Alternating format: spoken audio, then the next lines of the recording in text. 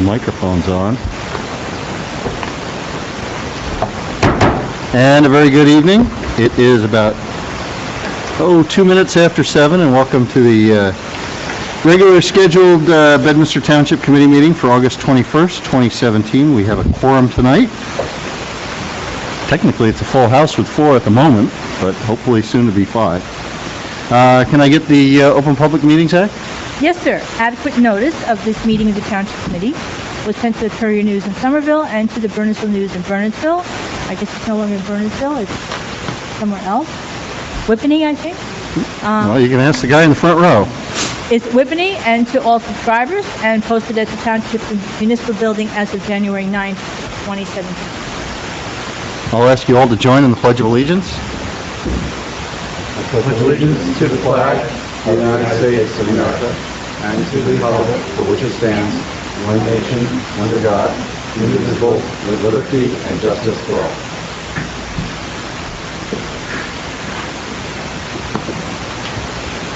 Okay, we have 2 sets of meeting minutes to approve, both of which I will abstain on because I was not here for the August 7th regular meeting and the executive session. Does anybody have any comments, questions, additions to either of those minutes before we... Then I will ask for a motion. Motion to approve. All in favor? Aye. Permits and raffles. We have several tonight, an off-premise 50/50. That's for the Music in the Somerset Hills, Inc. October 28, 2017, 9 p.m. at the Hamilton Farm Golf Club. We have an off-premise merchandise for the Friends of the Shelter, Inc., October 11, 2017, 10:30 a.m., 2:30 p.m., Hamilton Farm Golf Club. An on-premise 50/50 for the Friends of the Shelter, Inc., October 11, 2017, 10:30 a.m., 2:30 p.m., Hamilton Farm Golf Club. Casino night for the Institute for Children with Cancer and Blood Disorders, DBA Embrace Kids Foundation. That's October 6, 2017, 6:30 to 10 p.m. at the Hamilton Farm Golf Club. And finally, a social affair permit for the Friends of the Jacobus Vanderveer House for the benefit of the Bedminster Charities Fall Fest. That will be Saturday, October 14th, 2017, 11 a.m. to 6 p.m. Any comments or questions? If not, I'll take a motion on those. Motion to approve. Second. Again, all in favor? Aye. Thank you all. All right, and before we get to our candidates, twice every meeting, that microphone in front of that dais over there, we open up to any member of the public that wishes to be heard on anything that's not on tonight's agenda that will not be discussed later. So if you wish, this is the time to come forward. Step before the microphone, state your name, state your address, and your whatever you want to say. If not, we will have a second opportunity at that at the end of tonight's meeting. In which case now we will get interview candidates for the Township Committee. As many of you may know or may not know, Committeeman Olson tendered his resignation a couple weeks ago. He took a job that will keep him on the road quite a bit, and he was concerned that would get in the way of his performing his duties. So he has resigned effective immediately. And so the procedure that we have in place is that the Bedminster Republican Committee, because Mr. Olson was a Republican, gets to bring forth 3 candidates, and those 3 candidates will come forth tonight, and the balance of this body will select amongst those 3. So what we can do is we do have 3 candidates, and I will ask them to all come, and each of them can make a short statement, and perhaps open it up to some questions from the dais, and we'll proceed from there. So,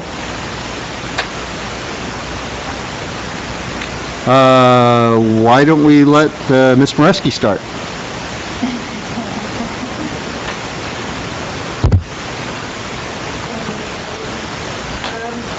Real quick, I want to thank you guys for all the time and effort doing this job. I know it's really tough, and you spend a lot of time doing it. We all do. I'll try to do chunks of things, and I'll cross times and zones and stuff, but see how it goes. And you can ask any questions. I grew up in Basket Ridge, started at Liberty Corner School, went to Cedar Hill, William Mann, graduated from Ridge High in 1977. Graduated from St. Lawrence University in 1981, where I met Jim Christie. I'm getting choked up. And he will come into play later on in my I went down to University of Kentucky. I have a master's in animal science. At St. Lawrence, I graduated with a bachelor's in biology. I spent 10 years in the pharmaceutical industry, in sales, medical education, and pharmaceutical advertising. After a little while, I changed direction completely, and I went to work for a family friend who had a called beer import company. I was purchasing beer, wine, and liquor. That was fun until he passed away, and the company got sold. I now work for Peachy Wine, doing the same thing for a much larger company. A little more exciting, and get to bring in wines from all over the country, and we have a good time. I moved into Parkside in 1998, lived there for about 8 years, moved into the Crestmont neighborhood in 2005. I've been there 12. We are very lucky to have that neighborhood. It's hard when you're a single person to find a place to live. Growing up in Basking Ridge, as I said, there's no place to buy a house when you're by yourself. So I was very lucky to do that. And pretty soon after getting into the neighborhood, they pushed me onto the Crestmont board. So I've been there as a volunteer for a long time. As I mentioned, Jim Christie, when I was in Parkside, I joined a gym while I was there and ran into him one day. He was very involved with the Y. And a couple years later, he's like, oh, I have this organization I work with, the Public and Municipal Committee. I think you'd be great.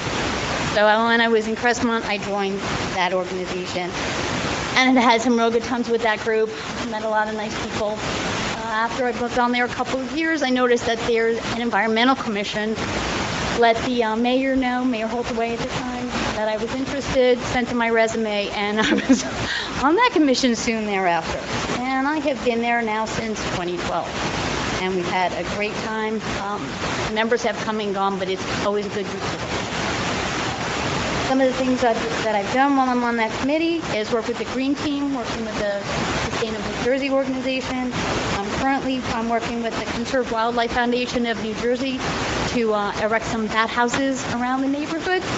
We're also doing some foundation work to maybe get a farmer's market started.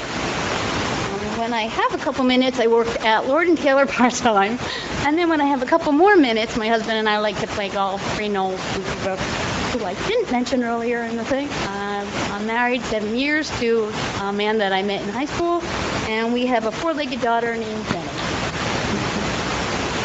Again, I'm here as a lover of Bedminster. It's a great place to be. It's a great place to play, great place to work. I've had real good experience with everybody in all of the organizations I've been with, and I'd be honored to join the township. Thank you. Questions? Any questions? Thank you for volunteering. I have one. What do you see as one or two big issues facing Bedminster? From your vantage point, what are things that we need to be, that this board should be concerned about? Maintaining the population density as it is. I mean, I love the hills. It's nice to be there. We're a very well-organized group, very dense, but the reason that I live here, and I know a lot of other people live here, is for our farm community. We are very lucky to be able to step out our front door and have large acres, horse farms, cattle farming, and it's important to maintain that, especially considering that we have some sensitive environmental areas, and it's real important to keep those safe. That's probably my biggest.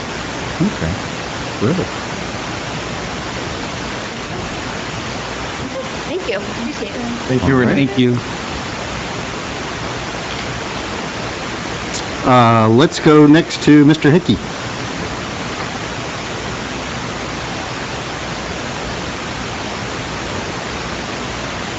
Well, I told Renee this is just like, just think of it as an interview, except it's being videotaped and it's in public.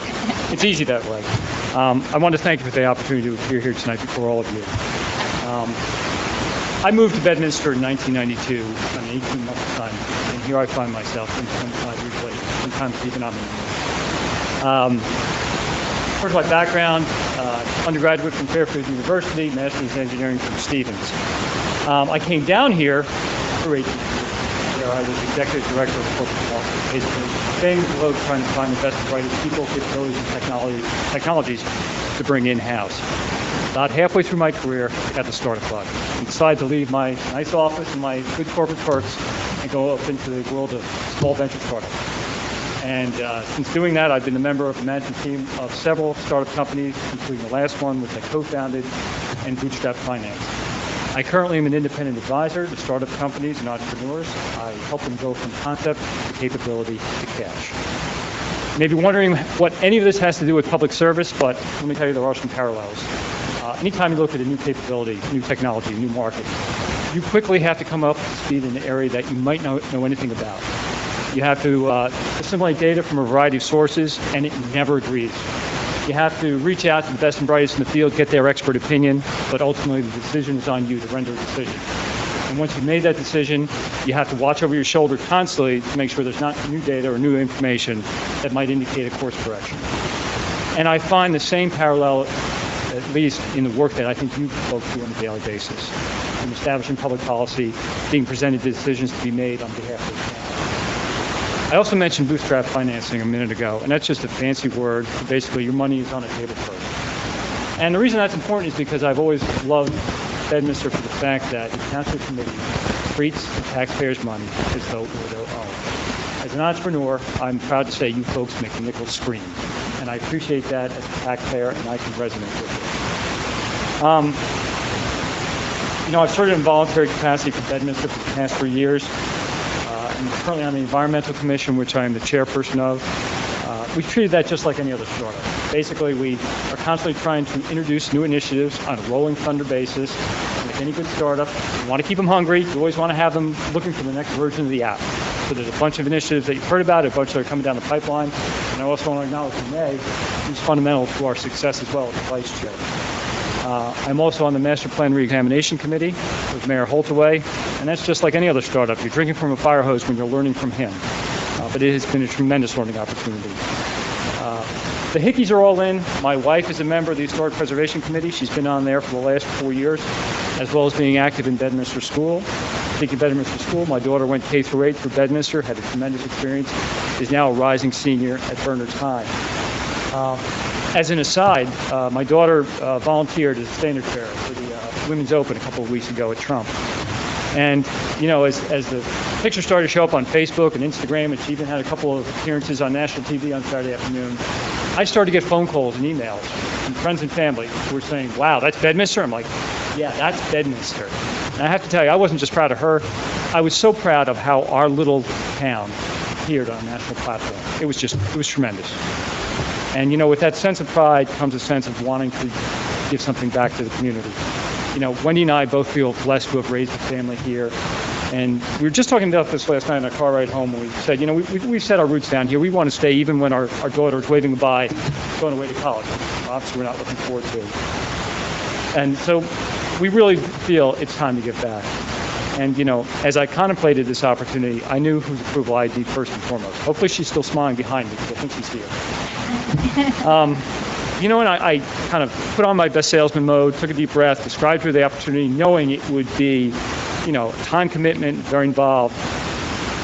Took a deep breath at the end, and she just looked at me very matter-of-factly and said, well, why wouldn't you? And I thought, yeah, that's right. Why wouldn't I? Why shouldn't we try to do something to give back to this community that has given us so much? So I just want to, in closing, thank you for your time and your consideration for this opportunity. Thank you very much. Thank you, Tom. Any questions from the dais? Can I just piggyback on your question? Yeah. Same question that Mayor Parker asked Renee. What do you see as, if any, hot button items for us or for Bedminster going forward? Maybe two. Okay.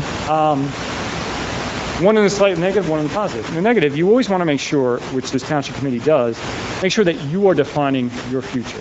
You obviously want to do this in your personal life, in your job, in your career. If you don't, then other people will determine your fate. And I think of only things like, There are people whose economic interests may be not aligned necessarily with your own, with your master plan. So you always have to be very careful. And as I mentioned, that watchman is always looking over your shoulder once you make a decision. I think you always have to be paying attention to what others are doing, but you have to render the plan, make a plan on your own. Otherwise, it will be made for you. And that's just a constant vigilance. On the positive side, I think we have a great opportunity in terms of community involvement. I look at some of the activities. One of the things I regret as part of the Environmental Commission is we haven't gotten the word out enough to our township about the things that we are doing. Put more butts in the seats, basically, for the presentations we're doing, the work we're doing. But there's a great opportunity to do that because people are interested. And all those little things that you can do form a community. I think about you with the Little League years ago, and I think about the Memorial Day parade we have every year. These are all the things that establish a community. And doing more of that just basically makes the bonds even more cohesive. So I think that's a great opportunity for all of us to take advantage of. Thank you. Anybody else? No? Thank you very much. Thank you, John. And with that, Mr. Rubin.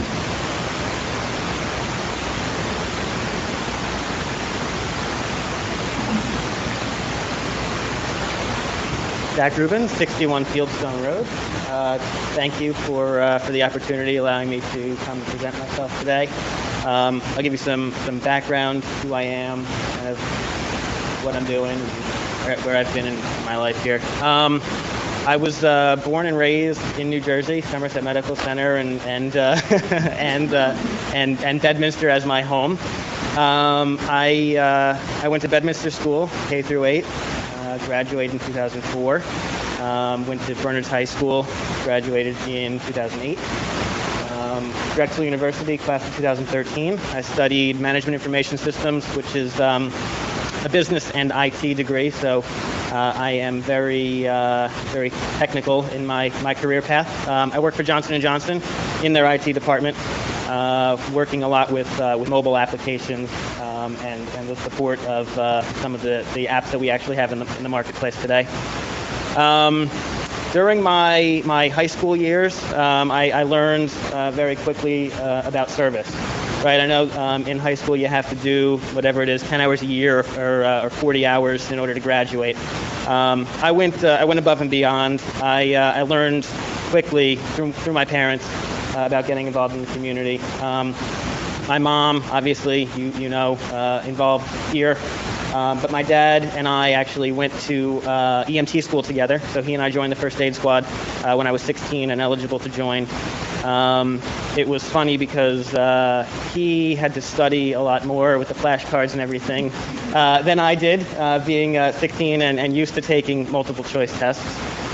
So I've been on the first aid squad for a little over 10 years now, served in various capacities there, from first lieutenant to now currently the treasurer of the organization. I also got involved in the fire department, so sticking with emergency services. I joined 29 Far Hills Bedminster here and have been on for 7 or 8 years. I don't really remember. But, you know, duty crews every Sunday and what comes with that, responding to emergencies here in town, up on the highway, volunteering at various fundraising events like the Memorial Day Parade, which is very important. During Hurricane Sandy some number of years ago, I took an interest in more, taking my emergency management and emergency response up a level. I got involved with Mayor Holtaway at the time in the Office of Emergency Management, so helped with the response to the hurricane and its impact on the town. It was right during election season, ironically, so if you remember the whole election happening in this room for the entire town. And then was appointed to the Office of Emergency Management and the Local Emergency Management Committee, LEPC, a couple of years later when Mayor Parker took over. Been there for about 4 years now, and I'm really looking to take my service to the next level. I think volunteering and serving as you do on the Township Committee is a wonderful way to give back to the town, to Bedminster. I forgot to mention that I just bought a house in town, so I'm here for the long run. And thank you for the opportunity. Thank you, sir. Any questions from the dais? You follow. No, I wish. it's very impressive. Did you mention your Fall Fest? I forgot to mention That's a big deal. Yeah, so in line with the community events, thank you. I chaired the Fall Fest committee for some number of years, bringing all 7 of the Bedminster charities together and really building a strong bond between each of the individual organizations in town that make up what Bedminster Charities is.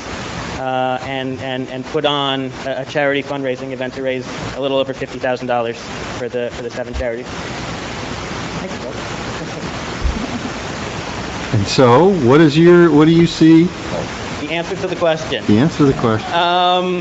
I very similar responses, but a little spin on it. I think that Bedminster is a great place to live. I don't see younger people coming out and volunteering. I can't say that I have an answer to that, but I think that is a challenge for the town in the long run. I think I might be an anomaly buying a condo in the hills. I think it's a perfect place to get started, but I don't see people my age wanting to stay in Bedminster from my high school friends or live in Bedminster to my friends who work right around the corner in Raritan or Somerville or Bridgewater or New Brunswick. They don't see it. So I think that's a little bit of a challenge for years to come. Very good. Thank you, sir.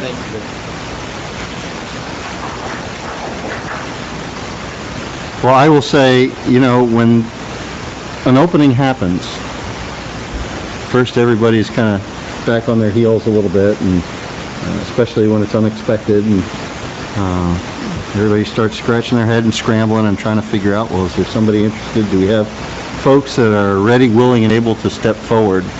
And all these 3 people should be very familiar to everybody up here and anybody that's in tune with what goes on in Bedminster, because they've all got tremendous resumes. These are folks that you see at all sorts of events, whether it be the first aid, the rescue squad, the fire department, emergency services, running Fall Fest, like Mr. Rubin. And I will say, Mr. Rubin comes from a family that is synonymous with service in Bedminster. I mean, yes, his mother sat right here and had a distinguished career as an elected official, but beyond that, what your father has done at the Clarence Dillon Library and in all sorts of other things is tremendous. And so Zach really has carried on his family's tradition in an extremely admirable way. Renee, she's everywhere, and she, again, if there's an event to be had, if there's help that needs to be done, she's not only been there, but she's led. And we are extremely fortunate to have her in town and serving and interested. And so we're just very, very fortunate. And Colin Hickey has stepped to the plate and on the Environmental Commission has shown great leadership just in the past couple of years, and really taken that committee to a different level, and helping out with the Master Plan Revision Subcommittee is a tremendous education and a tremendous workload. I know Mayor Holtaway said, I'd like to form a subcommittee. I need workers and I need folks that'll get things done. And I told him, well, I think Colin Hickey might fit that bill. And I've heard nothing but effusive praise from Mayor Holtaway for your help. So we have a big problem here because we have 3 really outstanding folks that have stepped forward. And I actually don't know that we have a formal procedure for this. And so I will suggest that we do it similar to the way we do it with the straw poll. And why don't we, unless there are folks that have specific, well, I'll let anybody else speak that wants to speak. I shouldn't do all the talking. So I'll go around the table. Is there anybody that wishes to make a comment?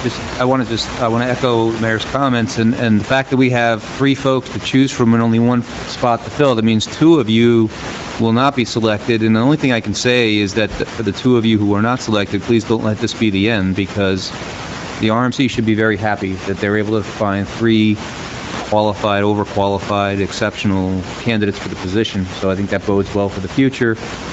And it's just a numbers game, right? It's 1 seat and there's 3 of you. I could easily see any one of the 3 of you filling the spot. So I just want to say to the 2 that don't get selected, please, forge on. Other opportunities might come to pass. Any more comments? Well, since we're all echoing the same sentiment, I'll join that sentiment as well. I've had the pleasure of working with all 3 of the candidates in different capacities, with Zach in Fall Fest and the Chief Planner 5K, which really could almost be set up separately as running another organization, because that's what Zach needed. Zach needed something else to run and something else to do, and he did just a tremendous job in his years with Fall Fest and also with the 5K. And I can say that I remember Zach way back when, since he grew up right around the block from us. And if anyone wants to take a look at the future of Bedminster, it's right there. That's the long-term future of Bedminster, and Bedminster leadership, Bedminster volunteer, and Bedminster service, both current and future. Colin, working with Colin on EC and working with Renee for years on EC, and it's a problem that we have to select one, but it is a good problem that Bedminster continues to be serviced by residents who are active and are willing to participate. There's a lot of talent out there, and talent needs to be willing to participate, and we've got 3 great candidates. As Doug said, it's a numbers game. One will be selected, 2 will be out there for the future. All right. I just want to say I was really proud. I walked in here tonight and I saw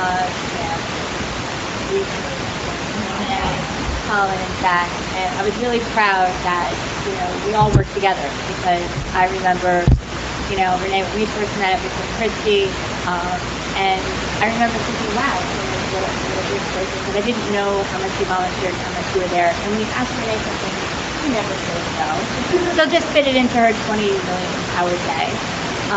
Same thing, with Colin, when he sits up here and stands up here and speaks to us, and his confidence, and when you choose somebody to be on the township committee, that's who you're sending out into the world, especially now, to represent Bedminster. And so I'd be proud of any of the things really represent Bedminster, as they have been doing for a long time. So, In a different capacity. in different capacities, and everybody stepped forward and said, I would take time out of my day and my out of what I do to be part of Bedminster. That's really, I'm very proud that we have people who can just make it even more difficult. Sure. Okay, so now, Procedurally, I,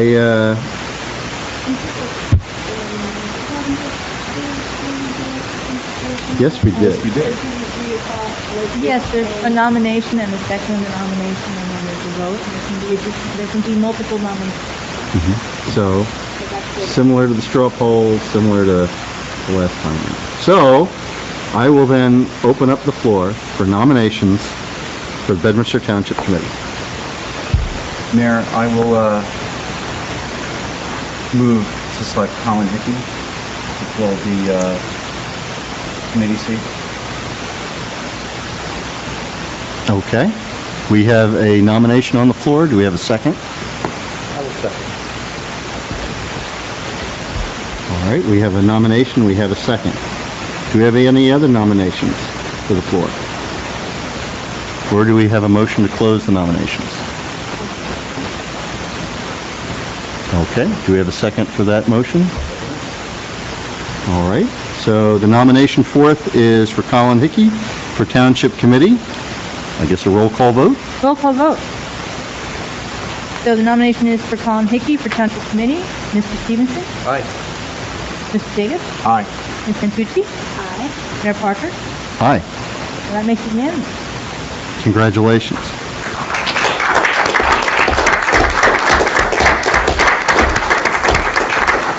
And simply to reiterate what everyone else has said, we have three great candidates, and there will always be other opportunities, and we very much appreciate everything that all three of you continue to do for this town. And for that, I'd like to commend Zach and Renee for coming out, for speaking, and for putting themselves out to the Township Committee and to the public to meet. And I just want to thank you again. There are other opportunities that are always rising in town, and we know how to reach you. So thank you again. Thank you. And with that, can I get Mr. Hickey to come forward? I think there's a resolution Oh, first. we have a resolution. Yeah. I knew there was a procedure that we missed. So we have a resolution, number 2017-083. Thank you, Judy. Authorizing the appointment to fill the vacancy on the Township Committee due to the resignation of Kenneth Olson. Can I get a motion for 2017-083? So moved. Second. Roll call vote. Mr. Stevenson? Aye. Mr. Davis? Aye. Ms. Santucci? Aye. Mayor Parker? Aye. All right. We have two of these. Come forward, Mr. Hickey, with any member of your family or members of your family that wish to participate. We have a Bible, we have an oath of office that I may be able to read through. Okay.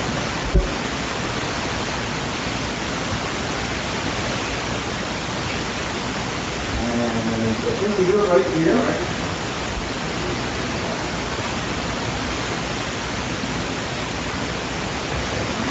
Raise your right hand.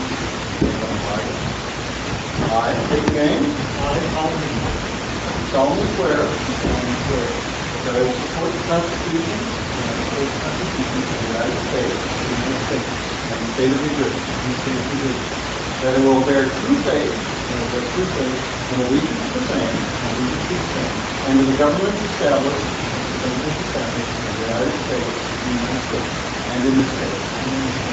Under the authority of the people, and that I will faithfully, impartially, and justly perform all the duties of the office of Township Committee, according to the best of my ability. And that I will not use my office to grant preferential treatment or to seek personal gain, favor or advantage not available to the general public.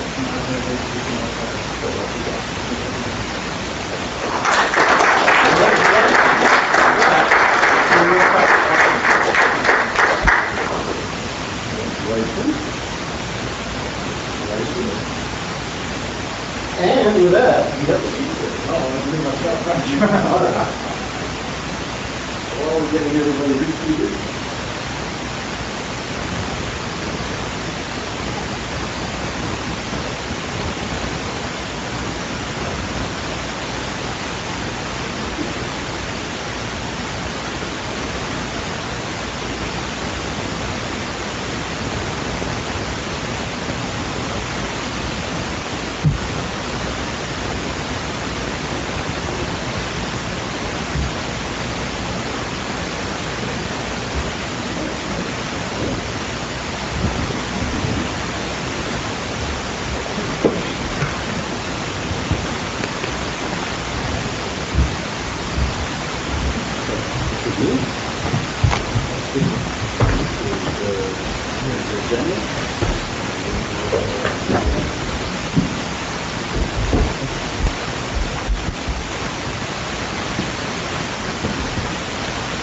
All right, that brings us back to our agenda.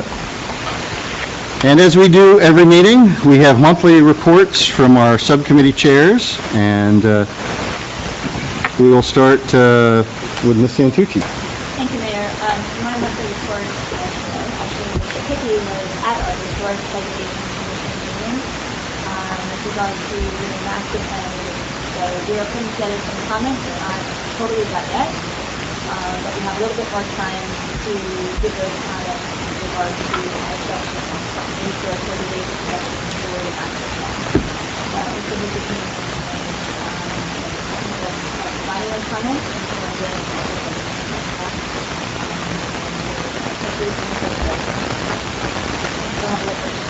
Yes. Mr. Jacobs? So at the last land use board meeting, the land use board approved a planning board application for Old Farm Cidery. So as the Burnsville News reported, we will be getting a cider, a cidery, making hard cider on Route 206 on the northern side of town. And it's a great application. It's actually, as Mary, you and I talked about in the past, the history of Bedminster and cider making goes back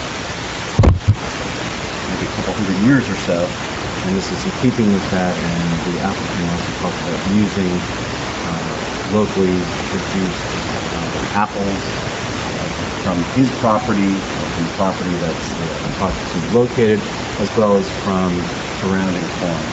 So I think it's a great project, and look forward to seeing that move forward. Also at the September 7th, at the land use board, I mentioned that Somerset County had completed its priority growth investment area study for the 18th campus, and that study expanded a little bit to also include Main Street and Route 206 corridors. The land use board chair, Chair Dutchall, Charles Dutchall, suggested that we have an opening on the land use board agenda for September 7th, and I could reach out to Walter Lane from the Somerset County Planning Department, and they will appear at September 7th to present the county priority growth incentive area, give that study. And we would also, I reached out to Judy, this is in the way, and Judy has since noticed September 7th, which is the Thursday, it's regularly scheduled land use board meeting, that the Township Committee will also be able to attend, so it will be a properly noticed meeting. And also I've reached out to other boards and commissions within town and suggest that they come out and attend as well to hear what the county, looking at it from a slightly different planning perspective, what their thoughts are, what their experts came up with as far as ideas.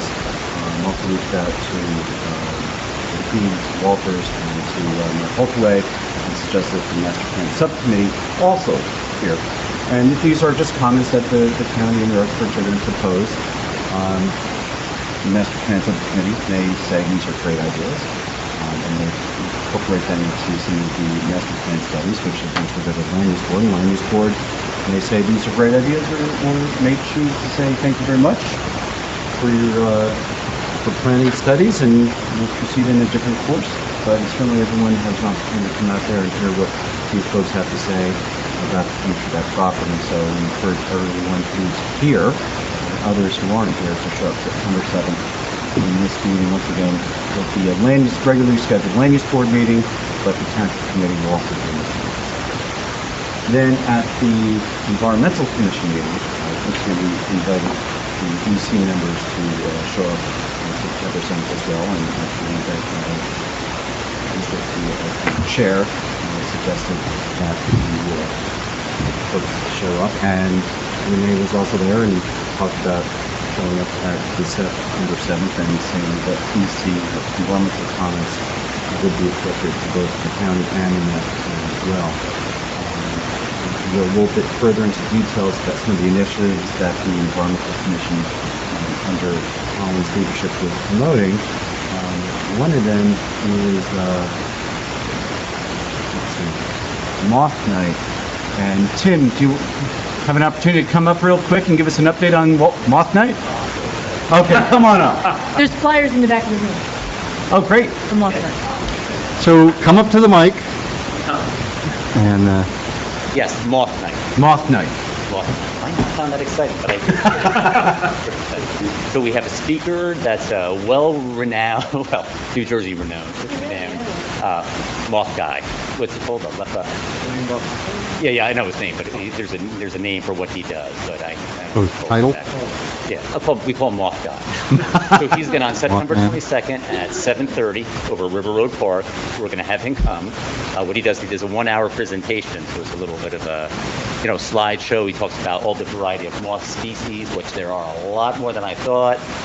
The different colors, everything that goes on. I'm sure he's going to have some other, other than pictures, some other statistics and stuff about it. So that lasts about an hour. And then what he does, a little off towards the woods more, he puts up a big, large white sheet, puts some bait around it, puts sodium, he puts a light there that attracts all the moths.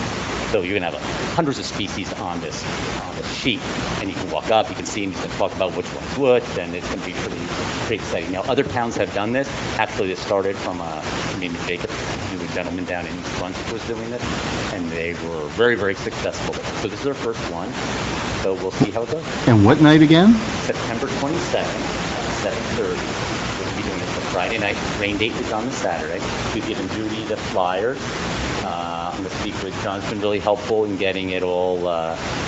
We can get it all set up, get the projector, the screen, so everything will be out there. Generator we're going to need most likely. He's going to bring it. We'll take care of all that. But And let's also make sure we send this to the school. So the EC, you've got that taken. All right, good. There you When I go. say we, You said I say Colin and Tim and John Coates, who's the Environmental Commission liaison to the school. So John has already done outreach to the school and to get the folder and to do outreach with, I believe it's Mr. Hogan, who runs the science program. And so EC's got that taken care of. They've coordinated and put We've got together. national law, a lot of work. So that's All right. We're going to be ANJAC. I told them, and they said they promote it. Give our Raritan headwaters a call, probably tomorrow, and get them to promote it. So I'm pretty good. And the patch, we have one of our members that has some connection to the patch, and then we'll also call the local newspaper. Well, there is a rep from RHA right in the back, right there, Bill, who's going to move away from his water discussions and go into moth discussions. All right.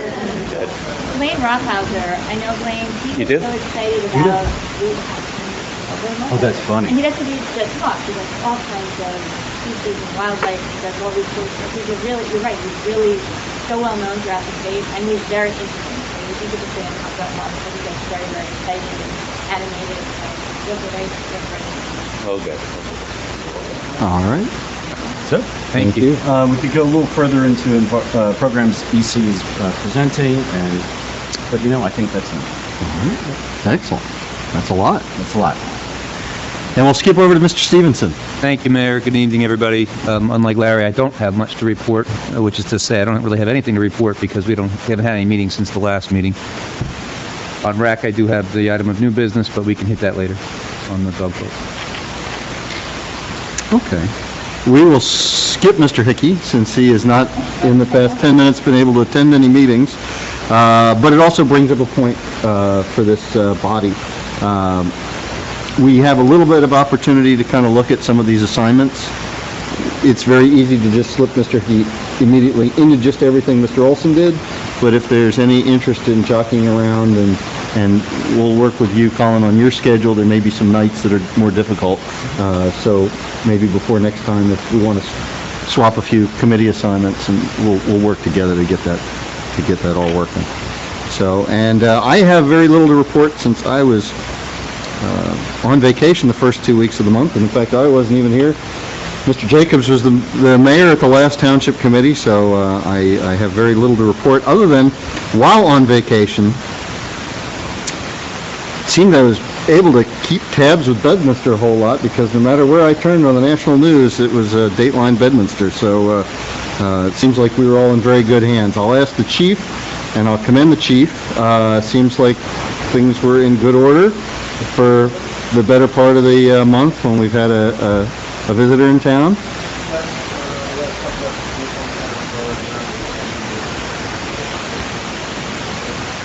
So again, the police department, DPW, and the township committee staff, or the township staff, again, want to commend them. High visibility stuff. We've been in the national spotlight, international spotlight the past couple weeks. And again, Bedminster came through. And I thank you all for everything that you do.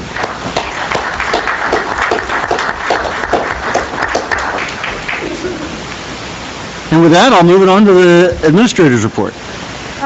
Okay.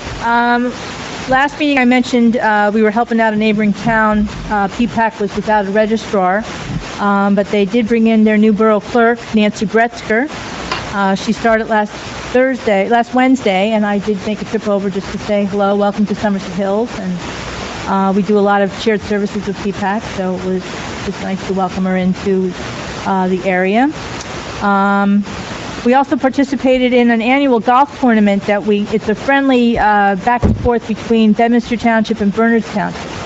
And we had it over at the VA hospital, their 9-hole course, and I'm happy to say Bedminster, it's 9 holes, we just played 9 holes, we came in with a 29, which is pretty good. Wow. So we brought the trophy back home. We also received a local finance notice regarding UCC fees. Now, this is a topic we've talked about at a lot of our budget meetings, that the revenue that our construction department would bring in throughout the year would certainly fill its budget requirements, but for the last couple of years, we've had quite a rise in our fees because we've got a lot of construction going on in a lot of our commercial areas. This additional revenue we were able to use to offset into our surplus to offset our taxes. The state has now come out with a notice that will require all towns to put these additional fees into what's called a dedication by rider, which means those funds are set aside to be used only for the construction department. So when you maybe reach a lean year where there aren't those revenues coming in, that you can still fund your department without hitting the taxpayer. So this will give us a little bit of discussion at our budget meetings going forward as to how this will accommodate the budget. We will take the entire construction department and move it out of the budget and be totally funded through the revenue. So it will be a little bit different. Yeah, this is a very bad deal for small municipalities, because it's taking yet less, or it's removing discretionary. It gives us a lot less opportunity and power over our own budget. Well, for example, we had a big company, Malincroy, come in, and they decided they were going to, refurbish one of our office buildings. And halfway through, just a quarter of the way into it, they decided, maybe they're going to do 2 office buildings. Well, then that just doubled everything we had. And now that all has to be set aside. We can't use that for anything other than the construction department, which is unfortunate. That was one of the few revenue streams we have left with all the cuts that we've seen. And I know the theory behind this is they don't want towns gouging over construction fees. But we reviewed our construction fees just in the past year or so, and I think we found that our construction fees, by and large, were appreciably lower than most of our neighboring towns. So Bedminster is right at the forefront of having very reasonable costs and very reasonable fees out there compared to most of our neighbors, and yet we still run a pretty good surplus on that. That simply means that surplus does not get shared over to the rest of the budget. So where is that budget got to come out of? Or where is that extra revenue got to come out of? It's got to come directly out of property taxes.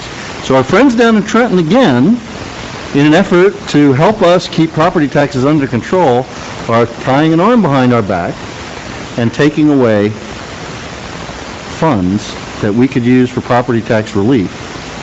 This is a bad deal. So again, pass that along. We will need to be speaking with our... We've reached out to our auditor. We've reached out to a couple local towns around us to see, how they're managing this new requirement. But it will take a big hit on our 2018 budget. Well, and we need to reach out to our friends in the State Senate and Assembly, too. I will tell you, I sent an email out to everybody that there was NJ.com just did a story about a week ago listing the most affordable towns to live in, and out of the whole state, Bedminster ranked number 13. and we're the only Somerset County town to make the list. So, And I think by and large, most of the towns on that list were Gloucester, Salem County, Right, there were several. folks well to the south of us, not in the northern section of the state. Lastly, I just wanted to mention, at the last meeting, we did talk about potentially a new website upgrade for Bedminster.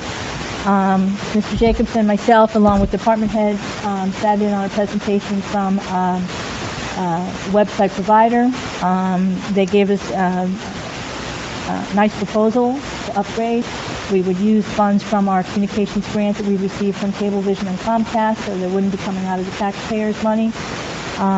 But if it's, I did send out some samples of websites that this company is currently running throughout the nation. They are a nationwide company, and it's going to take us probably 4 or 5 months to get this up and running with the target potentially of January 1. So I was looking to see if you have a chance to look at it, or any comments or questions. I did look at it, Judy, and it looked great. I mean, it's a real live website. Yeah, you know? yeah, it's pretty Yeah, cool. it's great. It looked pretty easy to navigate through, and it looked pretty Yeah, thorough. I've reached out to some of the other towns that they're working with in New Jersey. I didn't get anything negative, from anybody of issues, so so far all positive. Well, the companies we had mentioned last time, they're a legitimate Right. company. The question was just, the feasibility of the website. I was very pleased with it. I think we'll just, Pretty exciting, Yeah. and the price is right. Right, and I went back, it was probably the third time I've been onto that website, and I checked it out again. And also, certainly with the mind that some of the discussions that we had earlier, which is, we heard from Tim and from Tom and the environmental committee as well, about programs that we're putting out, whether it's EC, whether it's historic, times that we've had guest speakers, and it's an opportunity to let folks know that what these commissions are doing. And this website will be much more user-friendly and allow the town to communicate, I think, much more actively and proactively to folks out there. And it also allows for feedback to come back through the website as well. I'd like to add, too, while we were throwing around the ideas from this company, Mr. Hickey happened to stop into the office on another matter, and he heard what we were talking about, and he had some ideas. He said, well, maybe you should get some sort of a timeline from this, because he'd worked with these types of groups before. So I contacted them, and I said, we have a couple concerns. This is what some of our questions are. So they said they would revise our contract, but we would not give them anything up front. We would give them in small increments as they accomplish, check the boxes of their deliverables. We would only pay them as we went. So that's such advice. So, Judy, is there anything particularly unique in the Township Committee to pursue? I just needed a green light. If you were okay with it, just so we can move forward.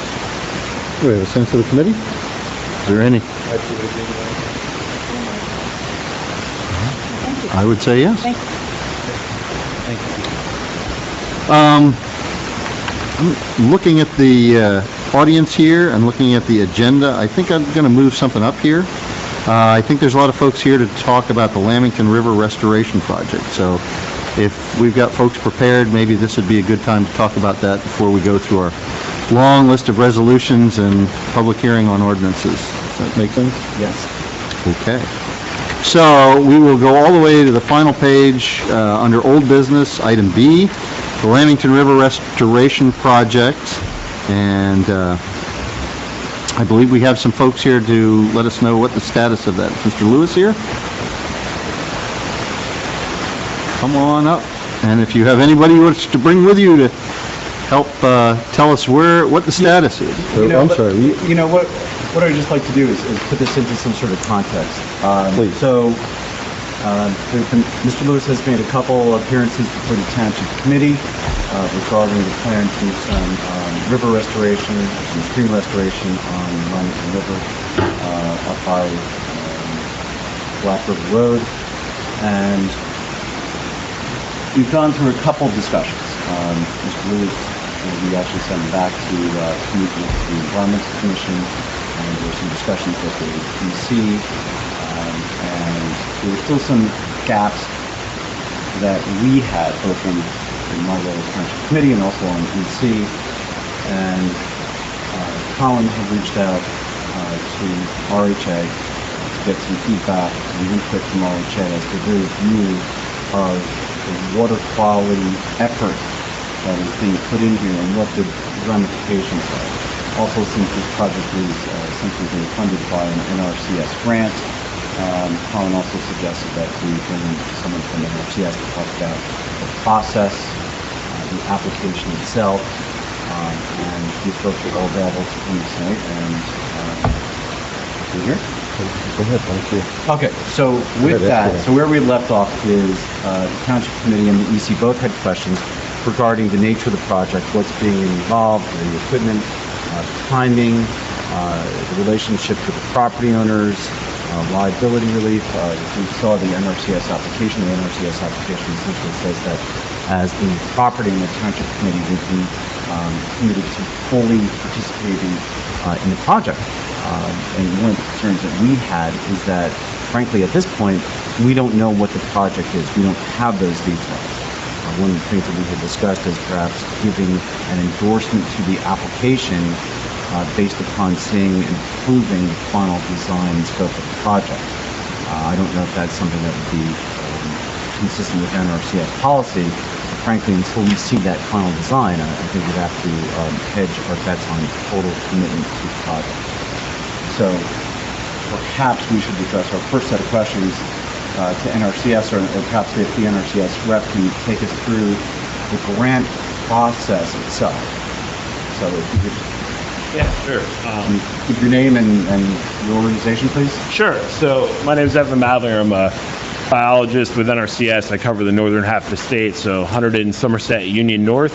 Actually, Bridgewater, grew up in Bridgewater, spent a lot of time in Bedminster, so kind of near and dear to my heart here, this area, Lamington River and Black River.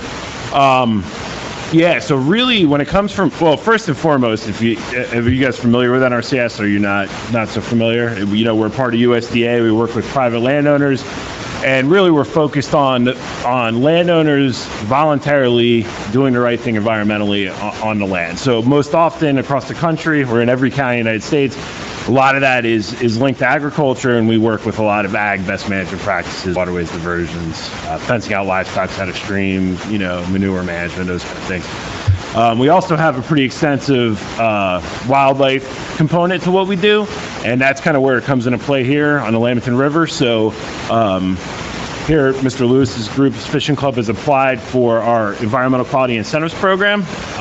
It is basically a grant. We actually call it a cost share because we share that cost with the applicant. That's a program that's funded through the Farm Bill, and it's geared towards, again, landowners kind of doing the right thing environmentally. So in this case, we're looking at the Lamington River. A lot of our rivers throughout North Jersey really have had a lot of impact on them through ag and development over the years. If you've noticed, a lot of rivers are very kind of broad and wide, have lost a lot of diversity within the stream system. And through this program, this is a way to actually enhance and get some of that diversity back into the river. So we've worked extensively for about the last 8 years. We've worked on about 10 different rivers now. I've lost track. We've probably done 17, 18 different contracts like this throughout. We've been on the Musconetcong, the South Branch, the North Branch, a whole slew of different creeks. We've worked with other government entities like the state and the county. We've worked with, Hunterdon County. We've worked in other townships in conjunction with other watershed groups. We have some stuff going on with Raritan Headwaters as well. So, and this type of work has had extreme vetting through DEP, flood hazard, endangered non-native species program. My upper leadership, we've had tours from Washington, to look at some of this work. So it's really stood up to the test of time and a lot of different scrutiny here. So the process of where we're at now is really just at its infancy. They are in the process of applying, so really this application is not even going to be looked at until next fiscal year, which is 2018. The sign-up deadline for this particular program is the end of October. Personally, I'm somewhat familiar with the area. I've driven by. I haven't even walked it yet because the application isn't even in yet. My colleague from our local field office, your township is serviced out of our Frenchtown Service Center. The head of that service center has been out, has walked it with Mr. Lewis and the potential contractor. So we have some idea. We know it's a potential project. I've talked to Division of Fish and Wildlife already. They have indicated that they're interested in helping us. They get involved with all these projects as well. We bring them in as a technical, view, for their expertise. I'm not a fisheries biologist. I have some experience with it, but we bring in the fisheries biologists to look at it too. So we're not even there yet. This is just working on getting an application. Through our process, if you think about farmers and working on a lot of leased land that farmers are, of course, if a farmer is going to put a structural practice in on a property that's not their own, we want to see up front that the landowner gives their concurrence to doing that kind of structural practice. So here on a river, it's very much a similar thing, or in a lot of cases, the river is owned half by the applicant and half by the neighbor. So we need that permission as well. We need that permission for our program. You're going to need that permission even when we go through the permitting process, that the landowner is okay with it. I agree, with the federal kind of government process here, it's a little unorthodox. We are asking for that support prior to seeing designs, prior to seeing those things. I did talk with our program staff today in preparation for this meeting, and basically where it's at right now is that the one thing they could tell me for sure today is that if you look, and I don't know if Mr. Lewis gave you this, but there's the appendix to the EQIP program. Did you share that with them, Ron? No? Okay. So can I approach and... Oh, sure. Yeah. Sure.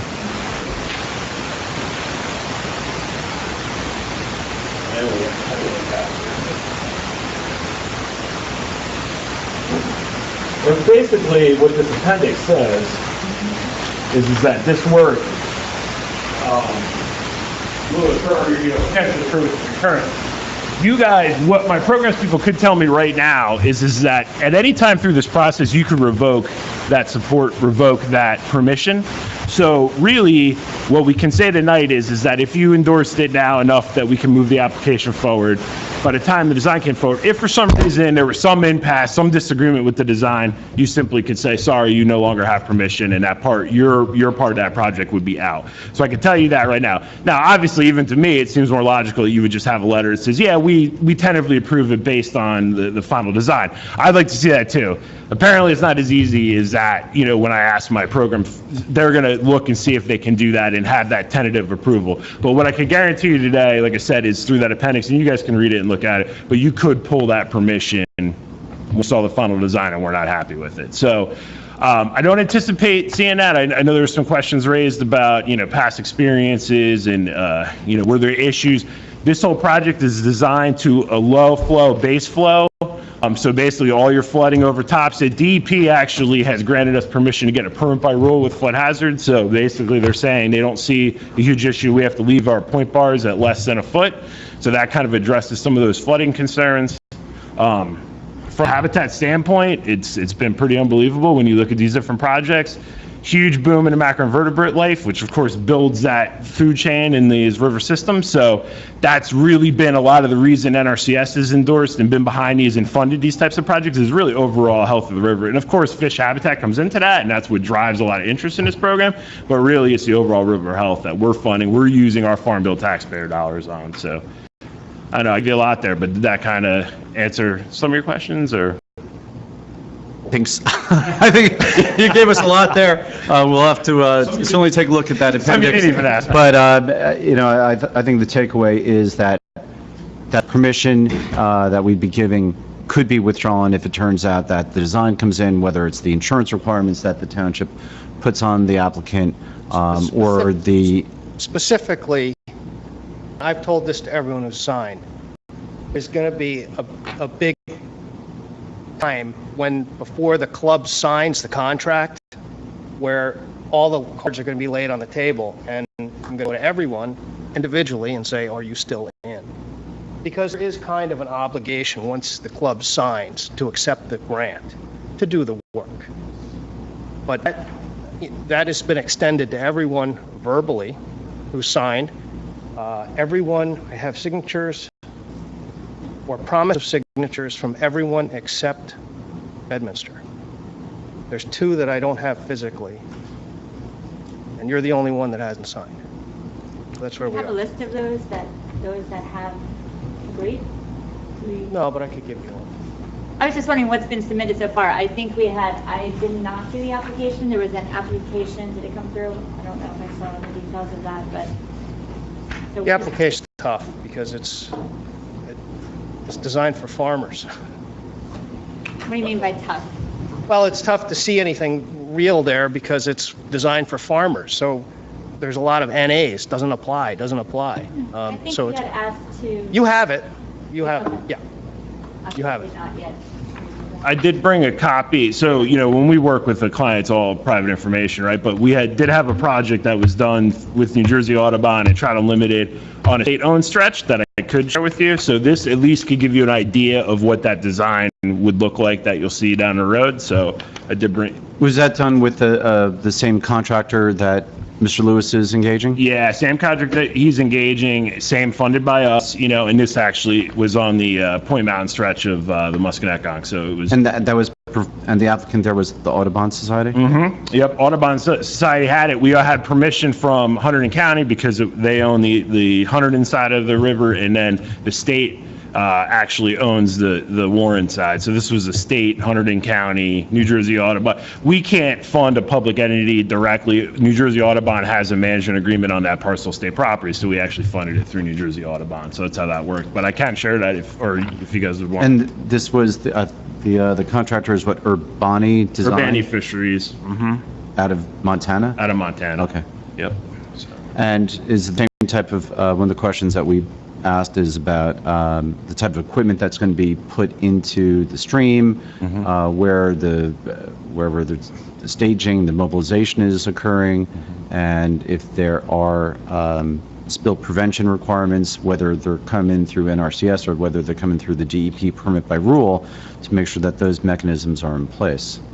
Yeah, so a couple different levels there. So keep in mind too that we're a federal agency and we're funding this work, so we have to abide by NEPA policy. So that gets a lot of those boxes get checked: endangered species, water quality, all the different. There's extensive requirements on our end as a federal agency. You're going to have permitting requirements from not only the permit by rule for flood hazard, but there'll be a Highlands General Permit 1 freshwater wetlands permit. So that'll be a permit you can get working with us. So that'll be in play too. That'll have ramifications. Typically, the work is done through one excavator. It's a 320 series cat excavator, if you guys are familiar with that at all. And maybe there's been a couple projects where they've had a front end loader to just help move some boulders around. But it's really one piece of equipment. And the only other real input is boulders. Normally, we require that locally sourced stone that will be used for some of the roof pulls. And that's really it. And the excavator has to be removed every night and out of the floodplain. Be a new machine, so there's no chance of leakage of hydraulic fluid and stuff like that. Yeah, so no material is removed from the stream. It's moved around in the stream. The only exception is boulders are imported to create the structures that need.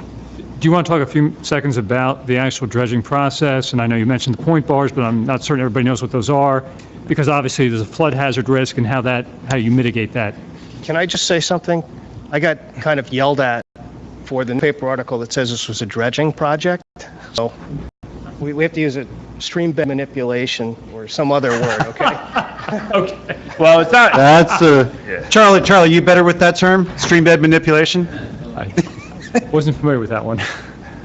Yeah, actually, I've never heard it referred to as dredging before, but it really is just repurposing the material in the stream. You're not removing it. What has happened over time is the stream cuts down or the river cuts down, and then it hits a level of refusal, and then it pushes out. So we get very wide, flat channels devoid of much topography, much habitat in them. So really what we're going to do is you excavate out, we reestablish the thalag, which is the center flow of the river. We take the material, we excavate from the center and kind of narrow down to in a sense, the river to get that meander back. We can't exceed 1 foot of elevation. That's our ability through flood hazard. We have the ability to do that without triggering H&H and some of the other things they have to do, modeling wise.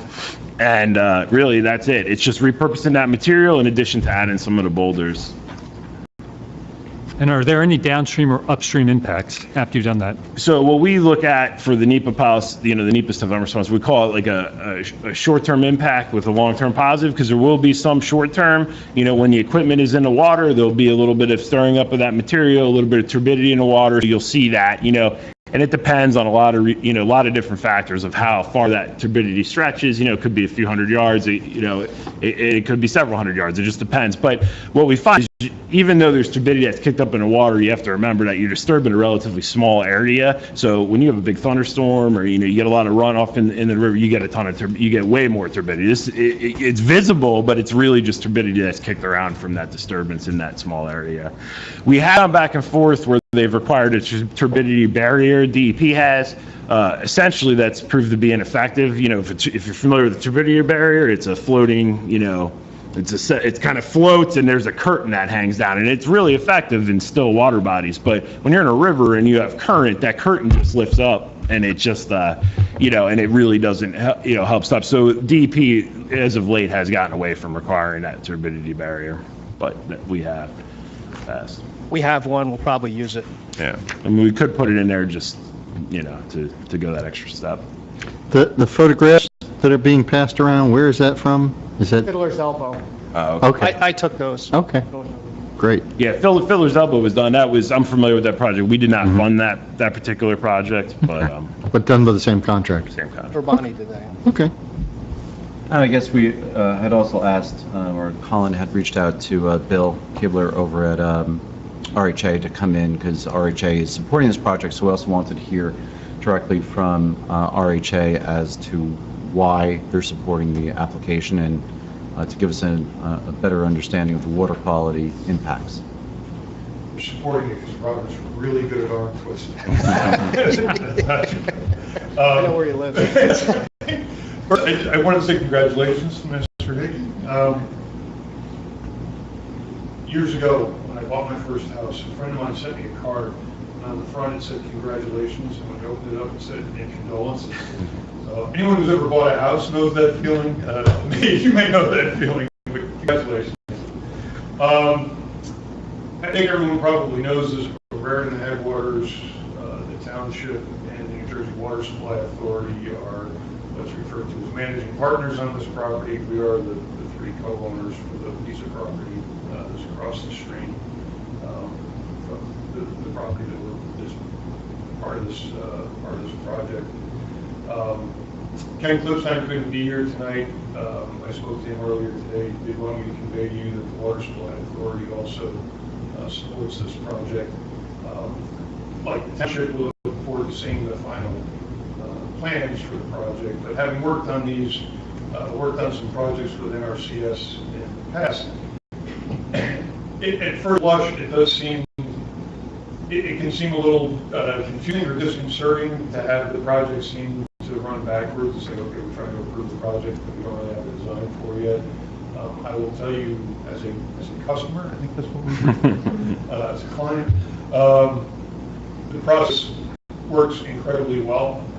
We've worked on, I looked at the numbers earlier today, we've worked on 13 stream restoration projects in the last 10 years of Raritan Headwaters on the South Branch and North Branch side of the watershed.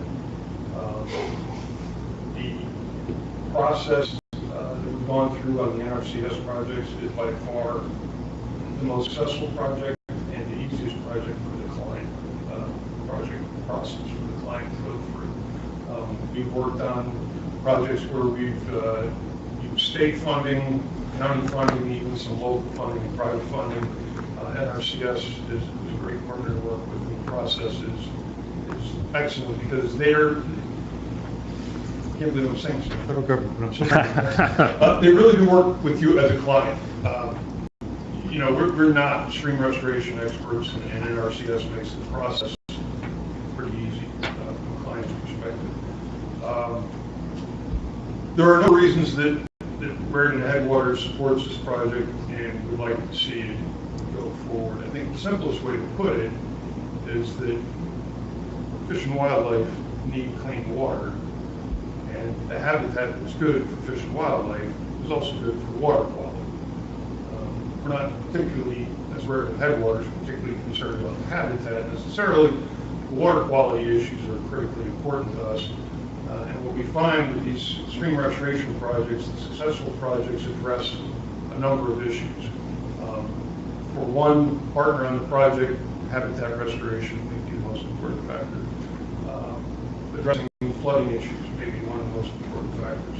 What we've seen on some of the other projects, stream restoration projects that have been done with current techniques that are being used, the ones that I described earlier, with the bed manipulation, getting the bed narrower and deeper. The stream on a normal day carries the same volume of water, but we find that it helps, doesn't cure, but helps cut down on low-level flooding, the inch and a half, 2 inch, 3 inch storms. If you want to see a good example that's not too far away, just outside of Califon, upstream on the South Branch where the Raritan Inn is, there's a stream restoration done there probably 4 or 5 years ago. Urbani did actually did the work on that project. It's just shy of a mile-long stretch of stream that they did. Bill Adol's place, yeah.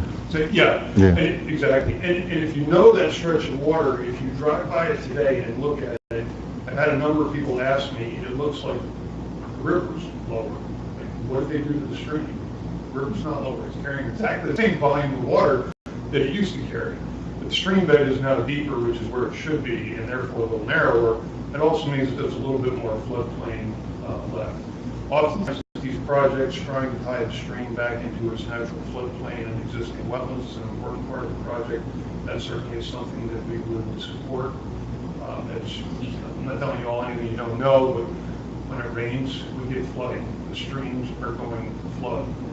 The question is, will they flood or won't they flood? The question is, where do you want the water to go? So if we can address tying the streams back into their natural floodplains, we can help reduce flooding where we don't want it to go. Because the water's got to come, and it's got to go somewhere. Every stream in the Raritan Basin is impaired for coliform bacteria, certainly at particular months of the year, and August is definitely one of them, so is September. Stream restorations actually help with the coliform issue because they help get the stream temperature down, and they help get the dissolved oxygen levels up. Again, they're not a silver bullet, they don't cure everything, but they're definitely a good step forward. And coliform bacteria in our watershed, especially in Stillwater areas, is a huge problem, a very big problem. We also have issues in this watershed with phosphorus pollution, which includes some of the chemistry associated with that, which would include dissolved oxygen, total suspended solids, and water temperatures. Lower water temperatures are key for a lot of the benthic macroinvertebrate and insect life, stoneflies, mayflies, and caddisflies. It's also critical for trout, especially native trout. Those lower water temperatures also help the water chemistry. So they're good for wildlife, but they're also good for us as humans. It definitely improves things. So overall, they definitely will help improve water quality. And habitat is also a very good thing to have. So yeah, we at Raritan Headwaters definitely we support this project. I'm looking forward to seeing the final design. We do have counted 11 projects earlier today. 2 of the projects we have right now we're working with NRCS. One is just north of Califon, it's dam removal and stream restoration. The other one is actually on the Lamington River. It's down in Burke Mill. We're planning on removing the derelict dam in Burke Mill and doing a pretty extensive stream restoration with that. So the Lamington River is getting a lot of attention now, and that's a good thing. It deserves the attention. And it's good to have these projects work together through NRCS and through some of the partners so that we can build on each other and on the other projects and help improve water quality throughout the entire river system. So Bill, when the project is advanced, does it require ongoing maintenance, or is it a one-shot deal and just leave it alone at that point? That's a good question, and maybe everyone can address some of that. In our experience with stream restoration projects we've done, and these are kind of, some of them are different models, but in the stream restoration projects that we've worked on, the ones using more recent techniques tend to require a lot more a lot less maintenance, because they're designed to use the river's natural systems rather than trying to force the river to do what we want it to do.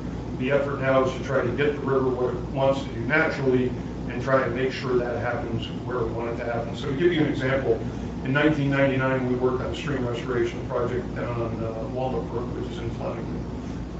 It's a tributary to the Michigan. A lot of that project in 1999 was a lot of hard rock work. You know, rock, big gigantic rock brought in, put along the stream banks, a lot of caged weirs and stuff like that, a lot of the hardscape kind of stuff that you see in older stream restoration projects. We've had some maintenance problems with that, and the problem is that tries to force the stream to do something that it doesn't want to do, and eventually the physics catch up with it. It's just, that's the way it works. There's a stretch about a mile downstream of that project, that we did in around 2004, using completely different techniques, a much more modern approach to stream restoration, much closer to the sorts of work that we're doing in the Lamington River now. And with minor exception, that's required very little maintenance. We do need to go back, we need to maintain some monitoring on the site to see what's happening with water quality and to see what's happening with the banks. There will be some maintenance that's required. There may be a piece here, a piece there that washes out, needs to get fixed. I will say that the project that Vanny did at Raritan Inn withstood sandy without any maintenance.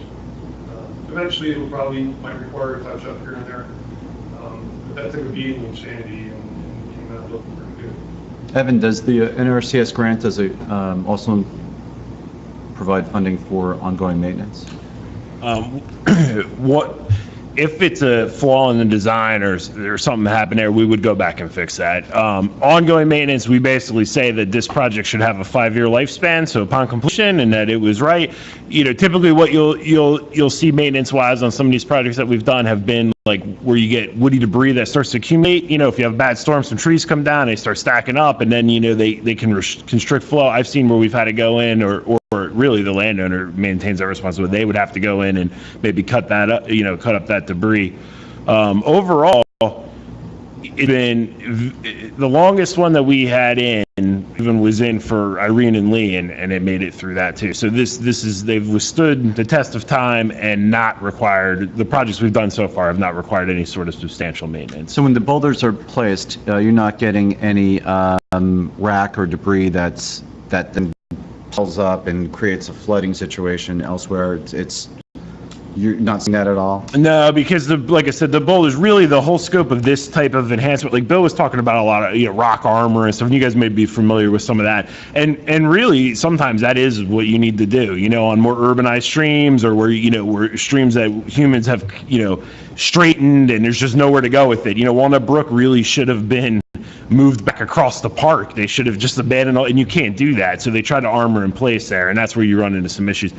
This type of restoration technique that we're talking about on the Lamington here, this is really only for rivers that are already in pretty good shape, and you're kind of taking it the next step. So it's more enhancement. It's all based on that base flow to low flow. Once you get more than a 1-year storm, everything overtops it. So the riffles that are created with the boulders are very low. They're at water level and normal flow. So as soon as you get those higher flows, everything just overtops and moves on down its way.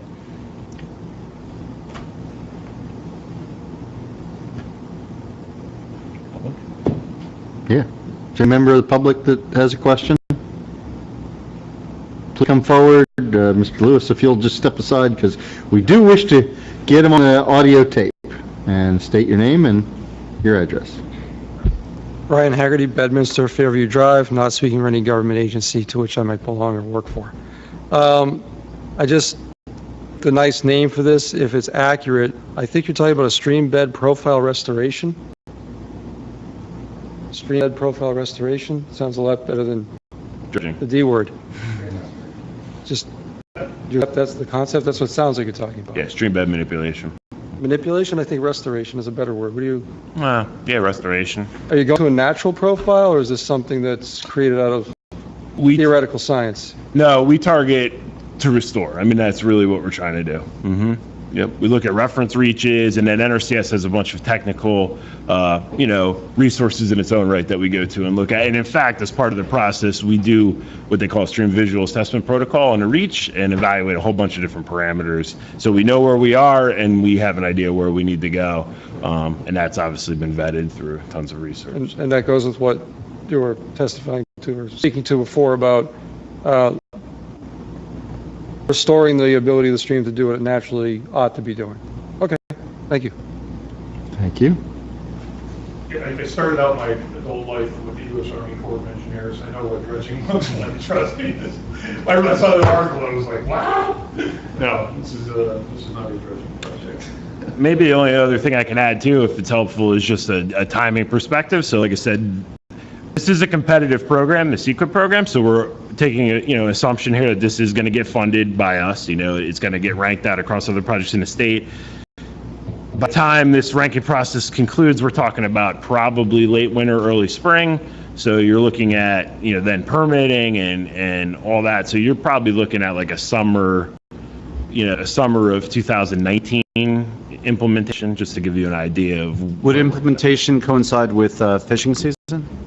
Well, you get in a whole bunch of restrictions with that. So there's trout restrictions. You'd have to stay out of that. There could be, and again, we'll look at this as we move through the project here. Rare mussels is something you consider in this. Now, I know already that there really isn't much of concern there from Division of Fish and Wildlife. Also, wood turtle could come into play where you have some time restrictions. So that all drives, how when it's good. Typically, the window to work tends to be in the summer, and it's that good on the work because flows tend to be lower too. Paul, did you have a? Yes. For the record, Paul Bell. I live in Pottersville. I live the Lamington or Black River. I've lived there for probably 30 years now, and I'm neither opposed or for this project. I think that the scope of the permission and the review by the state will be extensive, having been through several of these in some of my other ventures. But I would like these records to be kept at the town and open to the public to watch the progress of what they're doing. Can we have that commitment? Is that possible?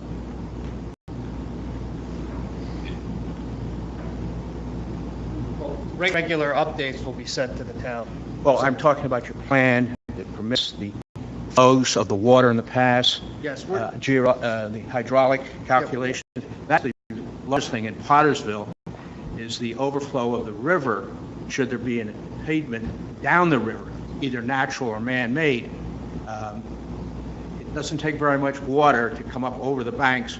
Fortunately, I'm high enough that I generally have not there, but in some of the rains, we've had runoff from adjoining properties that have clogged the drains and the river basin.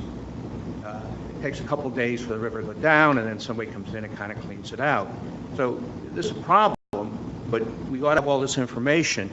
Past tense, where's the scope of the problem? We have narrow scope, or is it going to start at Pottersville Road and go to Lamington Road as far as the water flow? These are the questions that should be documented, I think, before or in conjunction with their process. How far is your project going to encompass? It's going to start below the sewage treatment plant. If you live above that, then you're going to be fine. And it's going to start. I disagree with you, but that's all right. Okay. From actual experience, by the way. I understand that. Flooding's a terrible thing. I think you've heard from Evan that these things, and Bill, that these projects actually may alleviate a little flooding. I'm not questioning that. I'm asking stream. for the records and data that's going into the application. I think to start a sewer plant, why not start up at the Pottersville Bridge, and how far south do we want to go? Oh, you're welcome to do that. The club, Flint Hill Preserve, is in coordinating with the NRCS to fund this project. I understand. If you'd like to do a project similar to this, I can give you. I'm not doing it. You're asking for permission for the town. The town owns the property adjacent to this. stream is part of it. I can say from experience, what is maybe your ownership has changed over the years by the widening of the stream. There's no question about that. I'm not discouraging this project, but I do think we need a lot of information as they progress. I'd like to see it in the town's hands and made public. And Paula, one of the things that, why we're all here tonight, really, on this particular issue is because of that. Because when the applicant first came to us, there was no details, and requesting our permission, as Bill and Evan mentioned, the process is a little backwards. You're asking permission from the town to commit to a project for which we do not know what that project is yet. Mr. Jacobs, you're doing a great job. The other question I have is, we talk about the sewer plant. Below the sewer plant, has anybody contacted and viewed how that's going to affect the sewer plant? Sewer plant discharges into the river, am I correct? I have no answers here, or no studies been done. If the sewer plant is impacted by this, I'm sure you don't want that. Then the sewage goes into the river. Am I correct? Is that a nod, yes? I don't think it wants raw sewage into the, I'm not familiar with how the sewage plant's set up. What I can say, though, is that we've had a flooding issue on any of the projects that we've done. That's correct. So we have not had it. I can comfortably say that on all these projects. And my last question to the town is, this project's done. Now we have a great trout-producing stream here. People are going to come from the Bedminster side, which I believe is public property, to the stream. I think that issue should be resolved and thoroughly thought through as part of this project. I'm not asking to hold this project up. These things should be thought through and made public. Mr. Jacob, Mayor? Okay. Thank you. The last point. We, collectively, the three partners on that piece of property, do have an obligation to look at the management of that property periodically. So it's probably time the township and Bird and Headwaters and Water Supply Authority get together and look at the management of that property. Were you addressing Paul's particular point about the increased fishing activity and whatever comes with that? I mean, you'd be in a better position to judge whether that's going to result in increased fishing activity or not. But yes, I mean, in terms of how that property is managed for passive recreation, because of our time with that word. Can't be hiking as passive recreation, and softball is active recreation. Anyway, and that would include fishing, but passive recreational use of the property in general is something that the three partners are supposed to periodically address and look at and manage. I mean, now may be a good time in the context of this project to think about that. Would we start that off with EC? And then before it percolates back up here? Probably. But, I do think the fishing question, although it's very interesting, we're looking to improve a stream. Now, if that makes it more popular eventually for recreational folks that fish, I mean, that can be dealt with separately. I mean, you wouldn't want to fail to improve an environmental condition just because it might get more popular. Right, and I think, we have the right representatives here as RHA talks, as Bill mentions. First and foremost, their concern is water quality. Right. We certainly know that the applicant is looking to do this to enhance their fishing opportunities in the stream.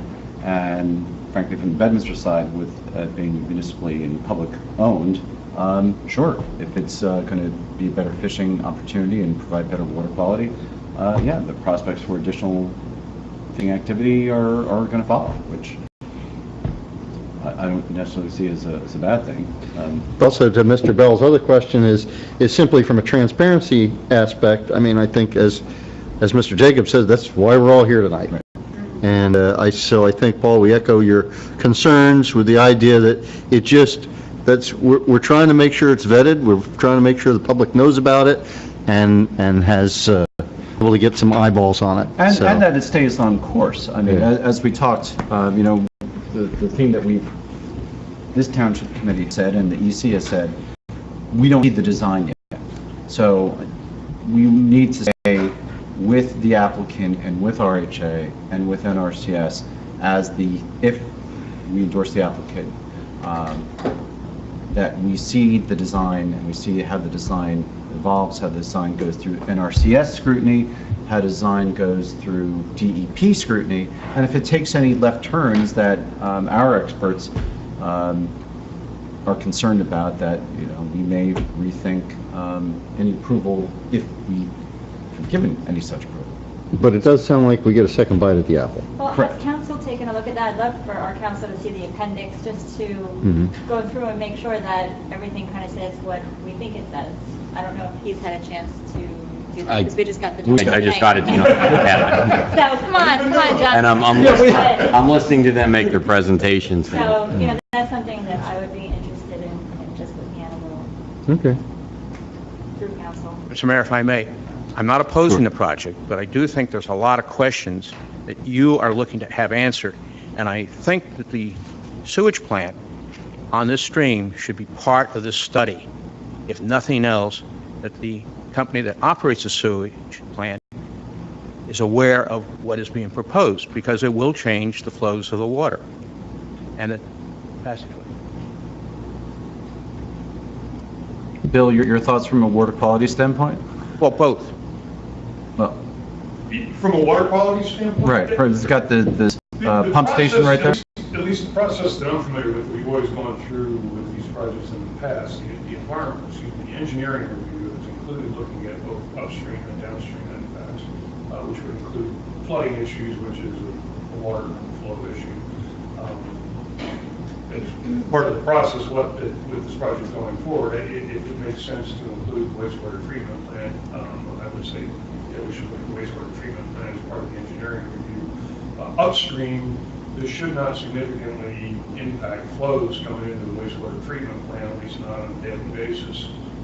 It may, within a window, or Evan was, back up half the step, Evan was describing earlier, on a normal day, if you're out there like a day like today, if you go out to some of these other projects that we've done recently, you can see some of the structure that will be just barely peaking above water level, or maybe a little bit above, maybe a little bit below, but right near water level. When we get a flooding condition, which around here doesn't take that much on the land, as you know, that's a very flashy river. Once that river flashes, the water's flowing right over the top, so you're not seeing a significant change in flows at high water levels. And you probably wouldn't see that either at low water levels. There may be a window in there right at kind of the clear flows, the stuff we really like to see, where I suppose in theory it could impact the flows coming out of the wastewater treatment plant upstream. Without looking at it, I couldn't tell you, but certainly the engineering review can take a look at it. And I agree. I think that should be an open process. Obviously, that's, as you mentioned, that's why everybody's here today. So I'd be happy to go forward and answer questions that I can. I'm sure Robert would also. I'll say as one of the partners on the property, Robert's going to be very good about keeping us up to date on what's going on with the project, and I assume he's doing the same with the other property owners. Mayor, the only issue I have is the scope of people who are being brought into this project. That's a real problem. I know the town's going to do what's best for the town and the adjoining neighbors. Thank you. Thank you. Is there any other member of the public that has any questions or comments? Okay. Seeing none, what's our end game for this evening on this? What is Well, I think Stacy sort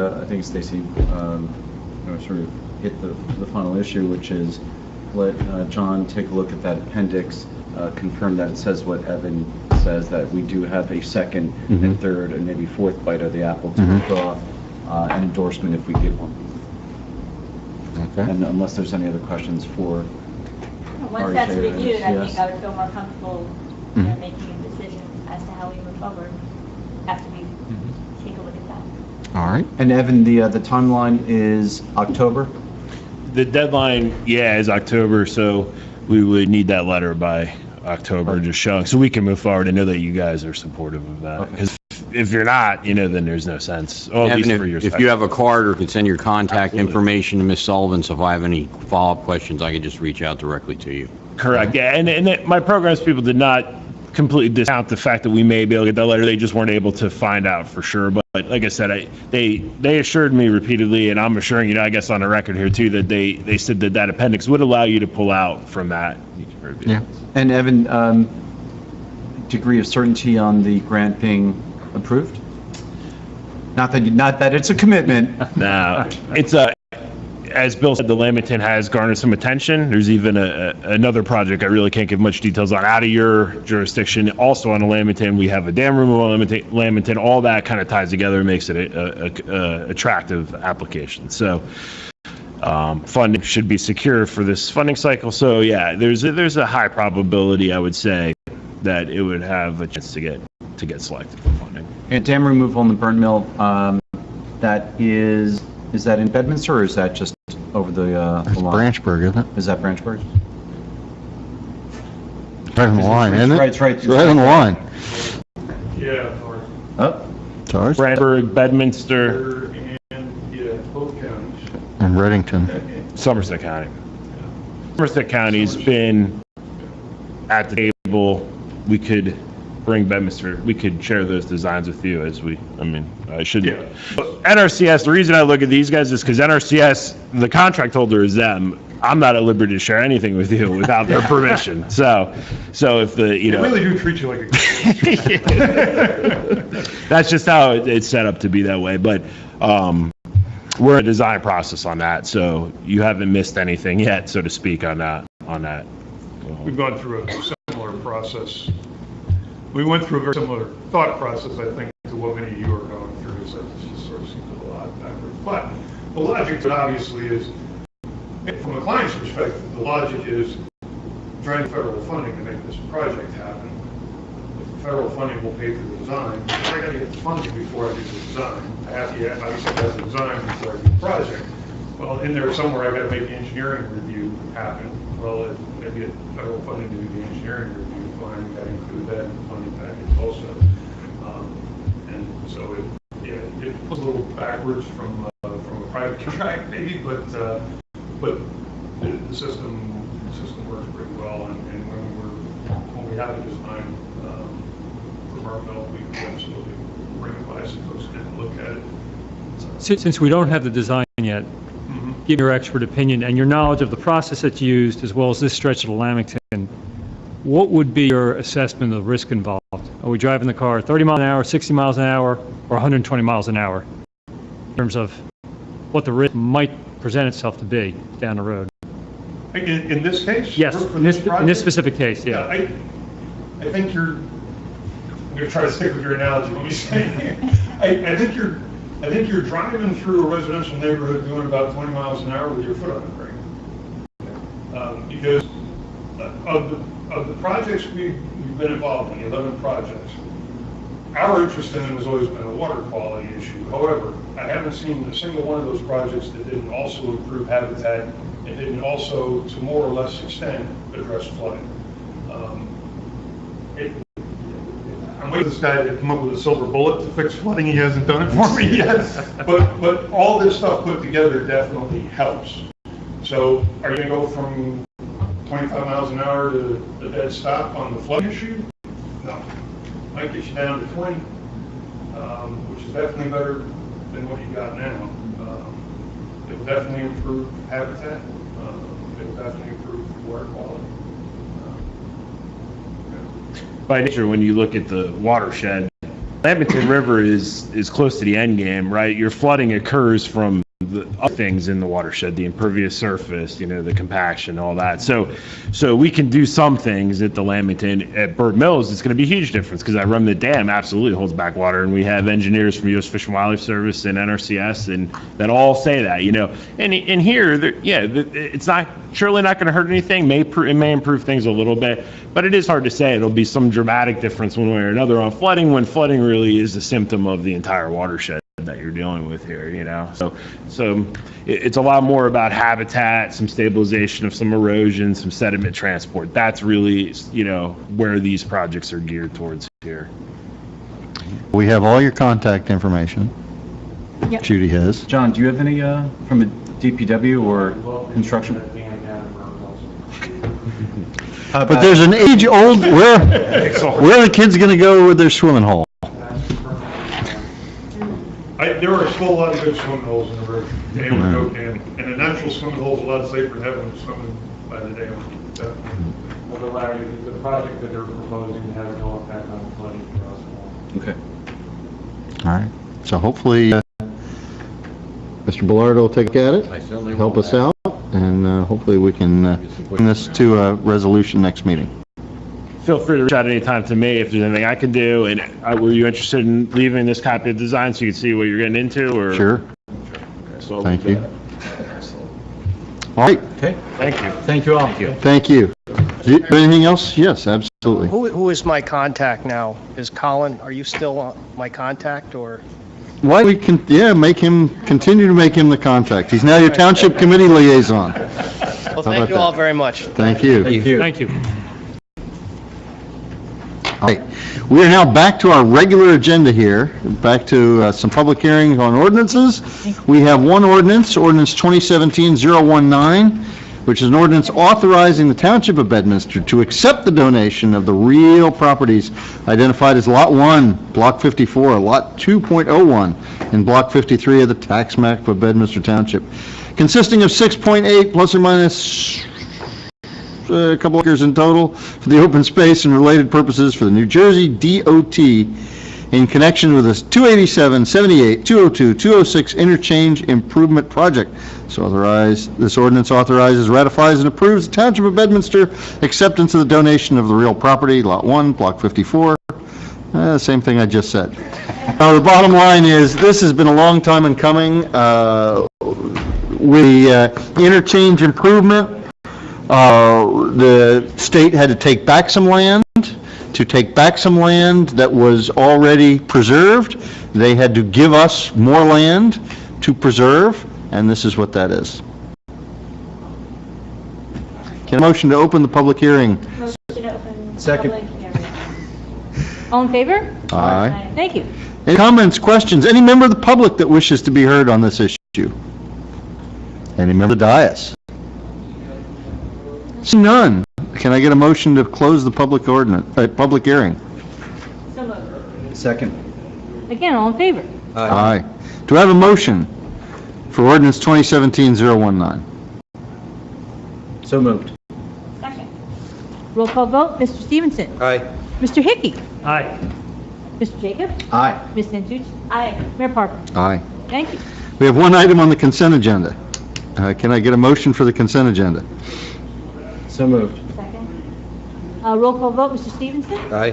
Mr. Hickey. Aye. Mr. Jacobs. Aye. Ms. Santucci. Aye. Mayor Parker. Aye. We have several resolutions, starting with Resolution 2017-076. That's approving the corrective action plan from the CFO. Now, I know there's a little discussion on this at the meeting before when I was here, and might have even been some. Now, we had some question on this, and Judy, I don't know if you want to talk to us about this a little bit? Yes, so after this was first introduced, the question came up, there was some comments, or a comment on the audit from the auditor that had been a comment that had been repeated for many years. Mayor Parker said as long as he could remember it was on on our audit. So the comment was made, well, why haven't we looked into it? Maybe there's something we could easily do to correct this issue and get it off the audit. So Darren and myself asked the auditor for a meeting. He came to the meeting totally prepared to address our question. And he provided a detailed memo that you have in your packet as to why that comment is there. Basically, there's three reasons or three things that we would need to correct to get this off our audit. The first being, the most important being, that we would have to have a central cashier. We'd have to have an employee that is just the cashier for the town that would be the only one handling money.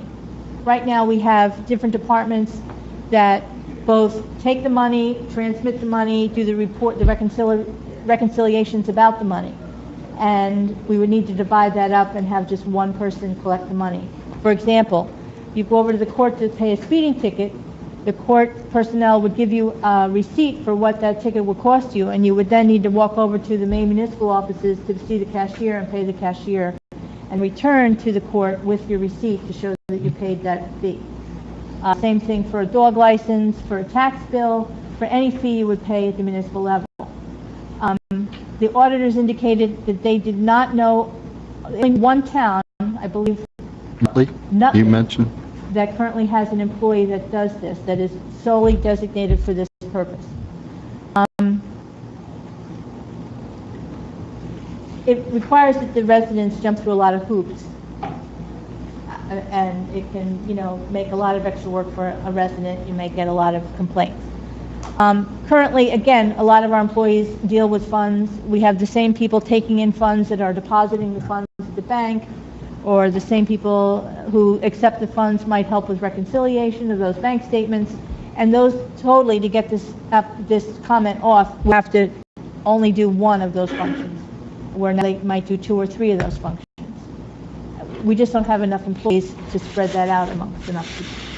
So the question is to get rid of a annual criticism out of an auditor's report. Do we wish to reorganize the staff and hire new employees?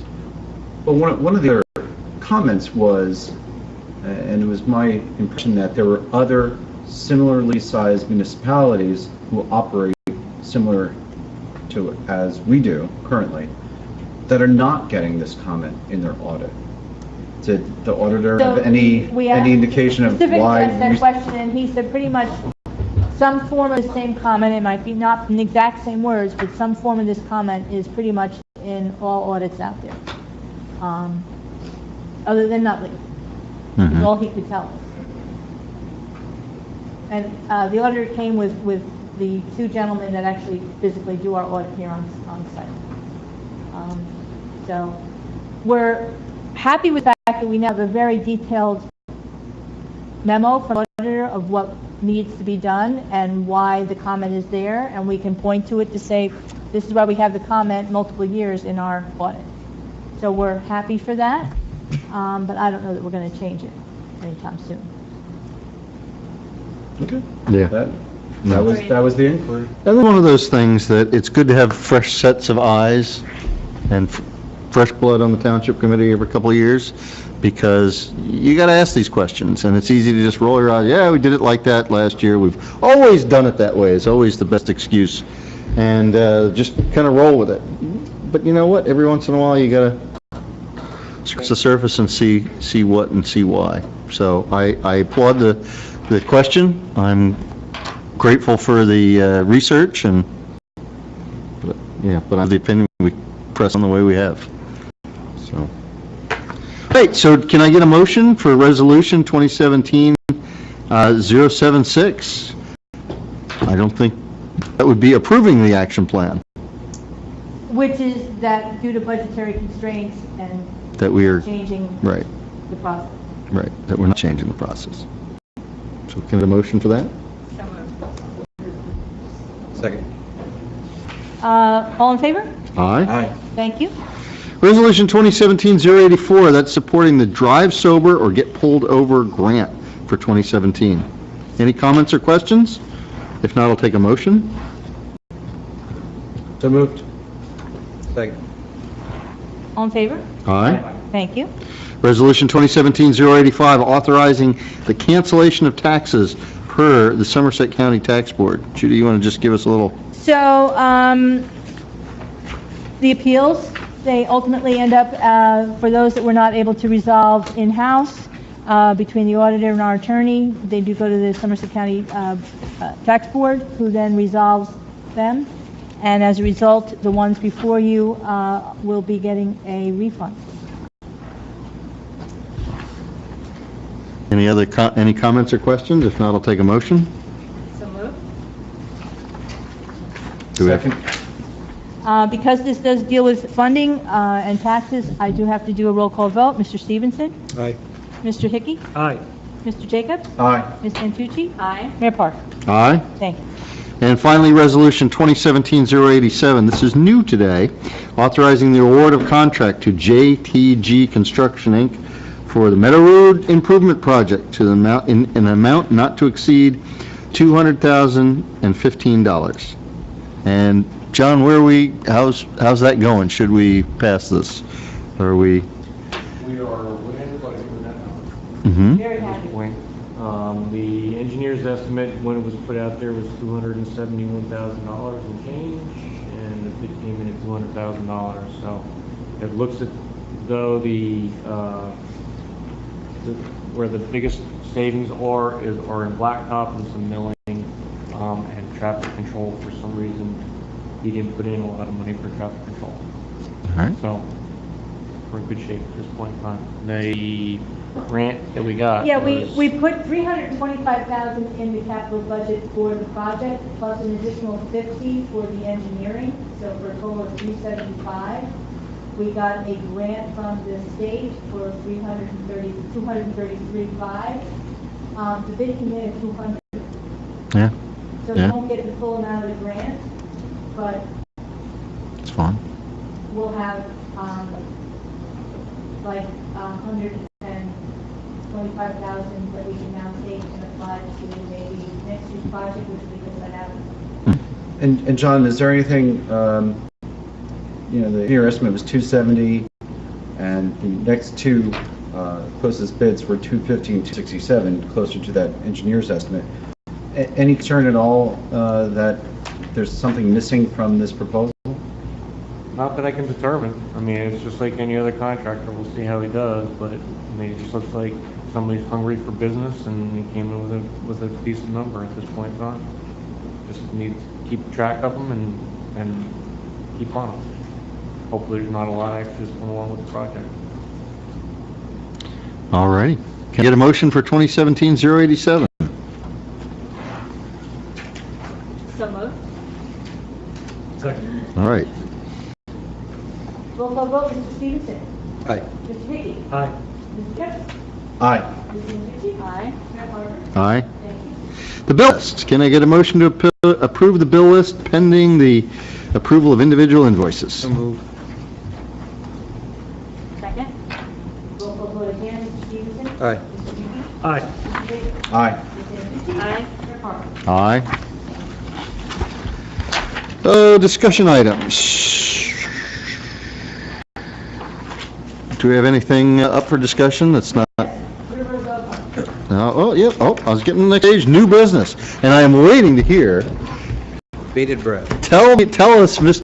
Stevenson, about the dog park. So, the week before our last meeting, we had a public sit-down. About 25, 30 folks showed up. We had, Colin was there on behalf of Environmental. We had various reps on behalf of REC, including Robin, Paul Lenarski, Park. Park Smith. Thank you, Park Smith showed. And it was a very positive meeting. John, you were there. Judy was there attending, so it was good. The administration and the users of the park came out and had a good showing. Some folks emailed their comments that they weren't able to make it. But I thought it was a good meeting, and really coming out of there, I shared some of this with Larry and Stacy last meeting. But the main concern is that the existing fencing obviously is not up to snuff. It's got to be something more permanent, but what the users are looking for are really an opportunity for shade down there where the two spots that we previously had the park. There's been two open to the sun, and more space. So John and I walked it, sort of came up with a neat little idea of fencing it. If you picture the park, where it is now is just off the ball fields heading towards JVH along that back tree line area, is to actually extend some fencing there and actually bring it through that little nook. There's a little cutout of shrubs and some underbrush, but it also has some mature trees with a canopy. So we're going to bring the fencing actually through that and poke it out into the other field where the original dog park was, close to JVH, and sort of, Right where the hike and bike path goes off into the woods. Yeah. Right. But keep it more, as you're looking at it to the left. John still needs that area for parking for some events. But to actually fence that through there and then go back and clean out the underbrush so that you have this nice natural canopy no matter what time of day it is, depending on where you are going to use the dog park, you'll have shade, which was the key ask. So that went well. John, thank you for doing that. And I will say, you're here, so don't blush. But working with John on this has been fantastic. He's had the plans out, ready to go, but we've set a meeting. It was already laid out. Thank you for doing that, John. It's been a pleasure working with you on that. But I think that the layout really works, and I've had the opportunity to talk to a couple folks who have been kind enough to come out tonight and got some positive feedback from them. If you'd like to speak, by all means, to Rita, please do so. But they've had the opportunity to speak to some of their folks that are using it, and I think I certainly will let them speak for themselves, but the comments have been very positive.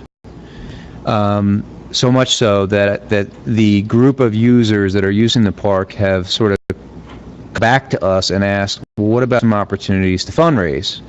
Perhaps there's a bell or a whistle that they want, or they would like to see down there that we're not inclined to fund. How do we go about doing that? Can we do that?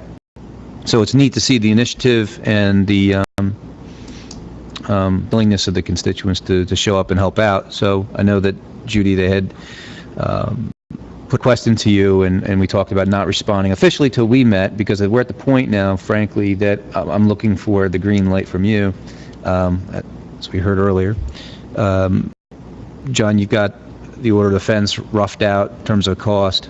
So fencing and some gates and maybe some rubber underneath the fencing area so that the dogs don't dig is around $10,000 to $15,000.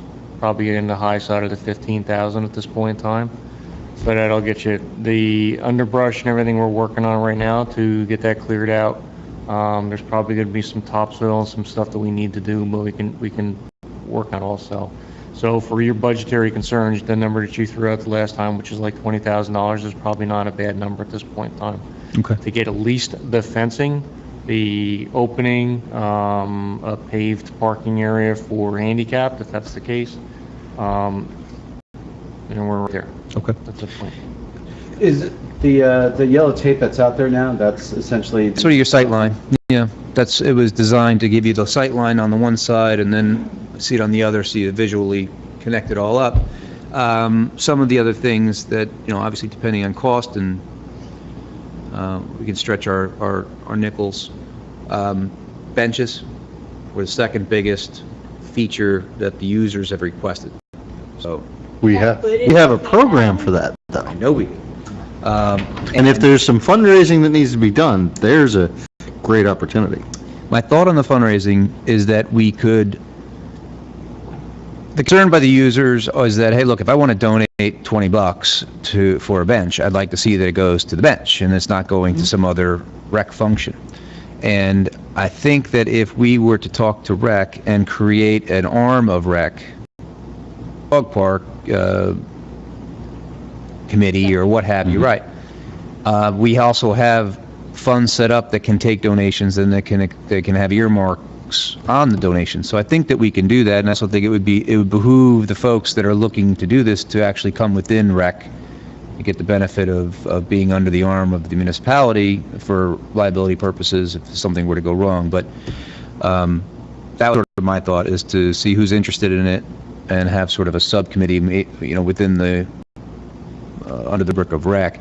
But the thought I had was some benches, and obviously entrance to the park. The thing that was thrown about was, do we want to have some sort of community bulletin board of some sort that we could post notices, not just to the dog park users, but to the users of River Road Park, as a way to get the word out. That's something that was kicked around, so just something to chew on.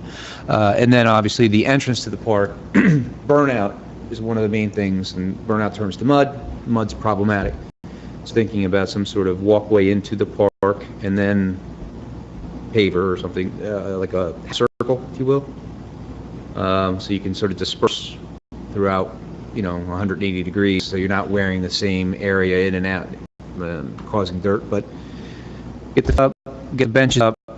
We can talk about the other things if the users think we really could use X, and that's not something that we're prepared to necessarily fund, that they could go out, fundraise, collect the funds, make a donation through the rec department, with the earmark on it so that it would go to that purpose, even provided it's approved and it doesn't require, doesn't violate the The Recreation Department already has a trust fund set up for improvements to recreational facilities. Okay, not specifically called the dog park, but it could be earmarked for the dog park in that trust fund. It would just sit there, not be used for anything. Okay. So we have a mechanism. When you talk about the entrance to the park, you're talking about the entrance at River Road? No, the dog park. Oh, entrance at the actual dog park itself. Dog park itself, right. The only concern I would have on that is somebody's got to monitor that, because we don't want people just placing on a bulletin board. So it's either going to have to be a locked case that's approved by somebody to put it in there. Well, yes, on the bulletin board? Correct. Yeah, on the pavers, the other thing that I was thinking about is that there was some interest by the users to do those donated bricks and to Fluffy or Rover or whatever, and you put it in the ground. It's a memorial thing, and it's a way to generate money, but you're also serving the purpose of what we want to do. So some sort of fundraising event where we do that would be neat. It doesn't have to go in right now. I mean, that's something we could phase in. I think right now what we want to do is get the fencing up, close it off so the users can enjoy it, sort of get a feel for it, and then sort of morph this over time and put in the benches, obviously, and then see where we are. But what we're at right now is we need a sense of yay or nay on the fencing and a $20,000 budget. Big number, I feel. Is there any way we can kind of work on getting the number a little bit down? Send it to 20? You're so creative, John. Posts and fencing.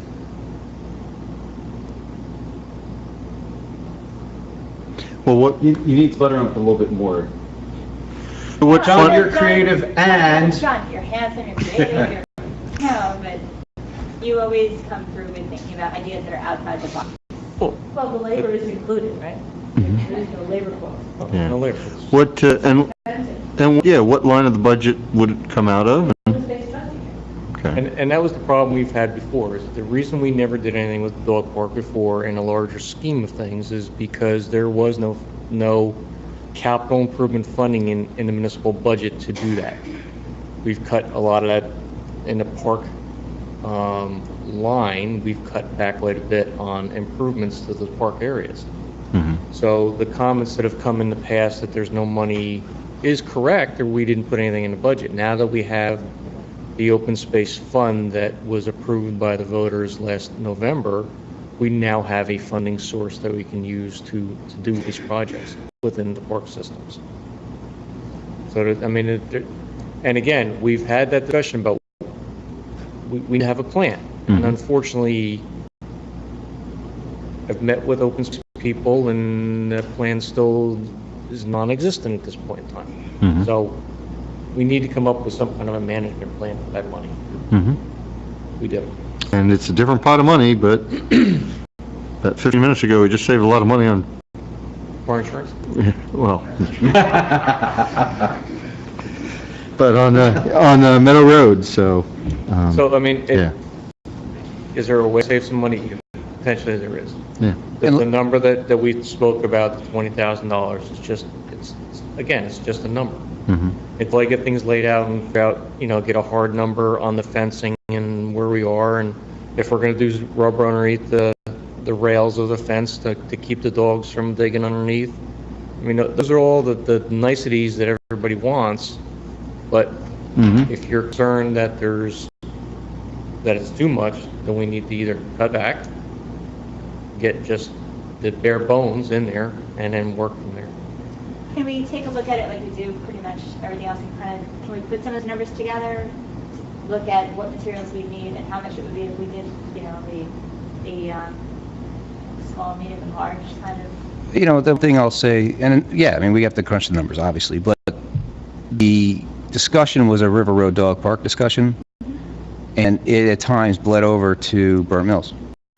Okay, and Burnt Mills suffering from its own ill wills. And my concern about spending any money is doing it half-baked.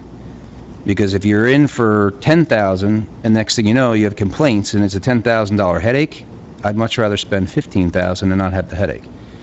Not to say that it's, foolproof, but I'd be concerned about just doing something for the sake of doing it and spending $10,000 and then finding out in a short term that it's not functional because either the dogs are digging under it or the users are unhappy, and now it's like, well, why do we even spend that? The issue at Burnt Mills, is that a drainage issue? The park is built on shale. Actually, there was a hard cut that was in that embankment right there. So you're looking at shale. So there's no drainage whatsoever. So it's a very hard packed material. Water just sits there. It doesn't flow out. Very flat. That's the issue that's at Burnt Mills Park at this point in time. So other than bringing in fill material, which I'm not even sure how feasible that is, so it's either taking out, regrading everything so that you can get something to flow. But I can tell you that the cut that was in there, it's pretty flat from the parking lot to the westerly side towards the frontage road side. It's pretty flat. So the lessons learned from the Burnt Mills construction, its current operation, bringing that over to River Road, are there other elements of a dog park that should be considered? Correct. So, and what does that do to the budget? The rubber that we're talking about, which the concern is that the dogs are digging underneath the fence, and the dogs have a tendency to dig. So the dogs are digging under the fence, creating holes, which is creating wet spots. Dogs are getting out. So by putting a rubber matting underneath the fence, we should eliminate that. Otherwise, we're digging down and putting fencing that's buried in the ground, and I'd rather not do that, so that the dogs can't dig underneath. So I'll ask a naive question though, but why? I know dogs dig, and I know dogs dig near fences, but the concern is that the dogs will get out. To me, that's something that happens at a residence, because you leave the dog in the backyard for the afternoon while you're at work. But to me, a dog park should be something that's attended to. In other words, if you got a dog at the park, ought to be a human watching it and playing with it, as opposed to, I'm going to go shop at Fresh Market and I'll be back in a half hour. It's not designed for that. And maybe we need to relook at the rules. There are rules that are posted at the dog park that are very prominent. It was adopted by the municipality years ago when the dog parks were installed. So it's, those rules may need to be readdressed and looked at again. It's been a while since I brought our dogs to the dog park, but I never really saw dogs digging at the fence, because every time I was there, they're human with them. They're human there to stop that, and so perhaps when we've got some users who are ready to come on up and tell us how that's been come on up or not policed. Join the discussion. Oh, you know me, I'd love to talk. Join the discussion, because that's why we're here. I will say that at River Road Dog Park, dogs did... Oh, and for the audio, just give us your name again. My name and just for the recording. Number and... Just the recording. Okay. Kilgannon, 1840 Black River Road, Thank you. Bedminster. I don't believe that is an issue at all at the River Road Dog Park. I don't think we do have a couple of holes. We're very, very careful about watching our dogs to make sure that they don't dig, because it affects us. You get a hole dug, and the next thing you know, you step in it because you're chasing your dog and you're turning your ankle. So we're very, very careful about that. I would basically say, my point of view, I don't believe the rubber is necessary. Now, again, I can't speak for people that go to the park when I'm not there, which obviously is lots of people. But when the group of us that goes at certain times is there, the dogs don't dig, or we stop. There is another part to that, and it's the maintenance of the weeding and the grass growing up along the fences. Generally, what we do is we try to spray the weeds with a Roundup product to try to keep the weeds and stuff down, so it's easier to maintain around the fence. That's the other reason for putting that in there. It would eliminate some of the maintenance items so that we don't end up having Roundup and dogs and... Well, that's a whole different matter. I concur with that. I mean, you don't want Roundup and dogs in the same proximity. All right. Well, I think the question tonight, and being it's simply a discussion item, is do we want to encourage Mr. Stevenson and group to move forward with coming up with a cohesive plan that we still have a lot of input to? It's not a blank check, but hey, do we want to move forward with these improvements and come out with, you know, I think Doug and I has done think, an amazing job putting yeah. everything together. I mean, I've heard compliments about how you really did a wonderful job with everybody at the meeting, so thank you so much for that.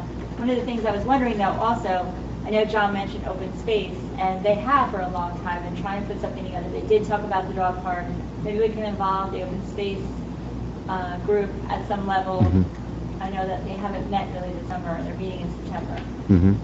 But yeah, I would encourage the plan to move forward. I don't want to stop the plan. I just want to be cognizant of what we're spending and kind of look at it, you know, maybe in phases, so it doesn't really truly maybe be such a big number. Maybe open space can kind of be involved a little bit as, you know, part of what they're doing as much of the budget, much of the fund. Yeah, I mean, I have no problem speaking to open space. My only comment would be that, you know, we're not talking about multiple items. We're talking about fencing, and where it begins, it must end. So, to me, it's we either decide to do it or we don't, and doing it's going to be a one-time significant lump sum payment. The amount of fencing that's actually going to be involved is pretty much as similar to what was at the other portion that was snow fence before. So it's about 680 linear feet. So that's around 700 linear feet. So I'm trying to keep it very same, because that's the concern, is they're trying to keep it as big as it was before, and that's where we kind of are at this point in time. We could shrink it down, but then we're going to run into the same problem if that's the case.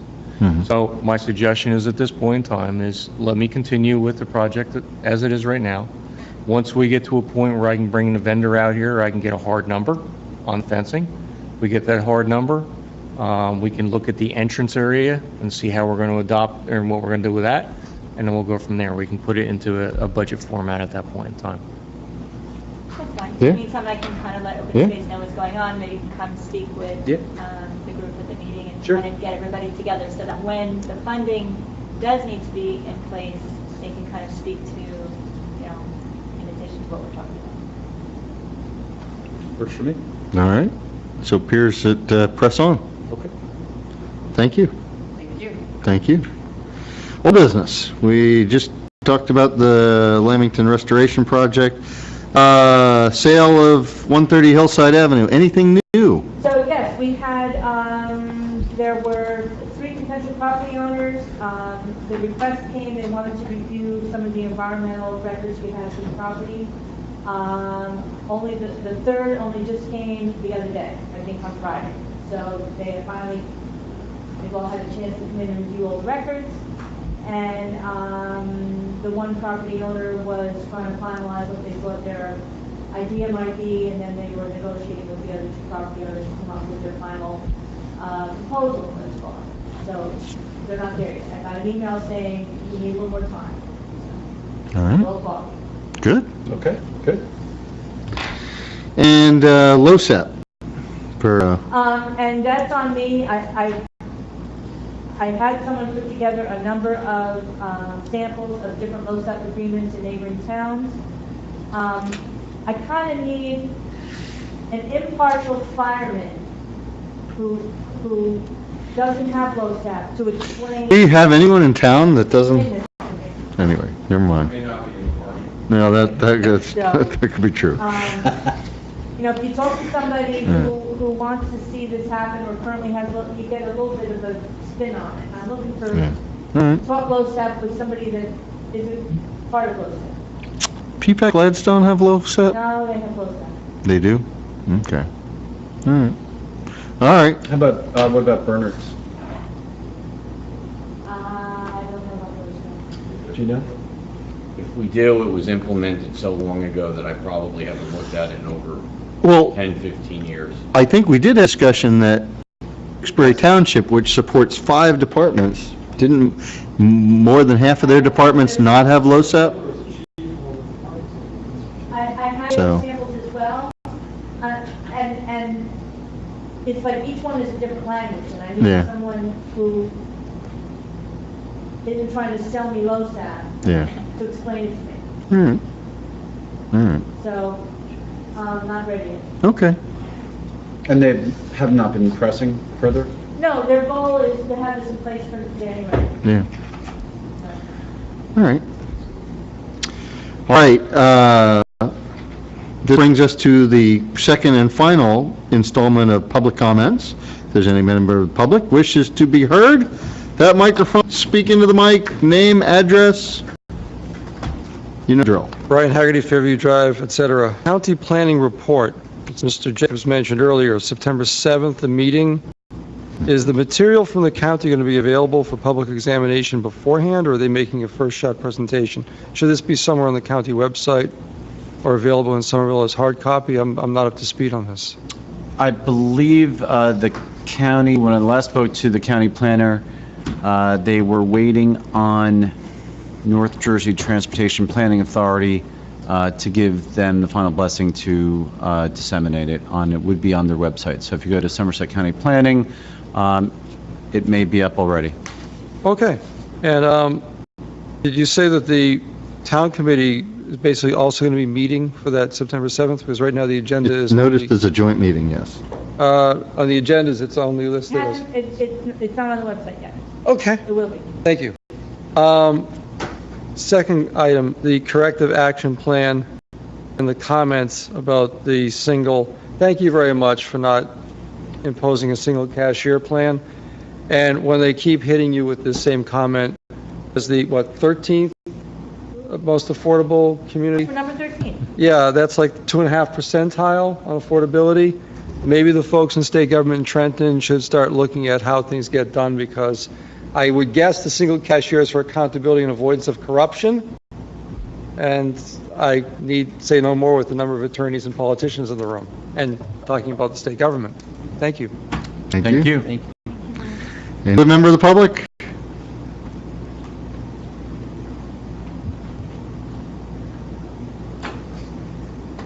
Zach Rubin, 61 Fieldstone Road, etc. First, congratulations, Colin. I look forward to working with you as we go on. I was hoping that somebody could clarify what the question was or what the discussion item is for LoSAP. I think I missed that. So we've been approached by Hartsville Volunteer Fire Company to amend their point system for the LoSAP program. This would be, go to the Township Committee for that approval, and we did have one of the attorneys from Mr. Bellato's office review the process, which would require, we are the lead agency in a shared service with Tewksbury and Royal Park Hills for the first aid squad for LoSAP, but Hartsville Fire Company, would have to do just amend the shared service agreement with the two towns to put that in place. It doesn't require coordinating, it doesn't require anything special. So whether this is going to impact what is given to the first aid squad isn't asking to change it. So I'm just trying to understand how the point system is managed, and each department has its own point system. But I will say, I don't have an opinion one way or the other right now. This is the first time hearing of it. The point system for LoSAP is different from the point system that each internal department might maintain for membership status. On the first aid squad, we receive points for various things, and in order to be an active member of the department, you need to maintain a certain number of points. So there's a percentage. LoSAP is a different point system. So then we have to go back, and in order to submit LoSAP to the town, we have to recalculate based on what's in the ordinance or the referendum or whatever it was that stipulated it at the very beginning. And I will add that it's a very low requirement. I mean, it's nothing compared to the requirement that we have at the First Aid Squad to maintain membership. Everybody who's a member in good standing is obviously going to make their requirements for LoSAP. It's so low. Okay. Thank you, Zach. Thank Thank you. you, Zach. Come on up. And by the way, Chief, I will reiterate a comment I made before you arrived here, and that was that over the past 3 weeks with our visitor in town, I did thank our police and our DPW and all the town employees and the fire departments for the support that they've provided in such a first-class manner to our visitor in town. So please, I just wanted to remind you of that. Thank you, and I'll pass that on to the membership. Thank you. I'm not sure our details are over just yet. The ongoing commitment. Time, golf, Yes. weather. Tom Lynch, Cedar Ridge, 2 comments. One is, just for the record, the Far Hills Bedminster Fire Department does not have LoSAP. It was a decision made probably 2, possibly 3 decades ago, where at the time LoSAP was coming into being around the state, was around the same time that fire districts, which is a way that many fire departments across the state get the funding through taxing, was around that same time that districts were being stopped. LoSAP was started, and it was originally started as a way to financially reward volunteers for staying in the service and maintaining a certain amount of points. So it was something that the Far Hills Bedminster Fire Department made a strategic decision at the time. We actually was not a member of the department at the time, but the decision was made by the leadership then, was instead of asking Bedminster Township and obviously Far Hills for their contribution to put it into direct members, we wanted to put it into the department's well-being.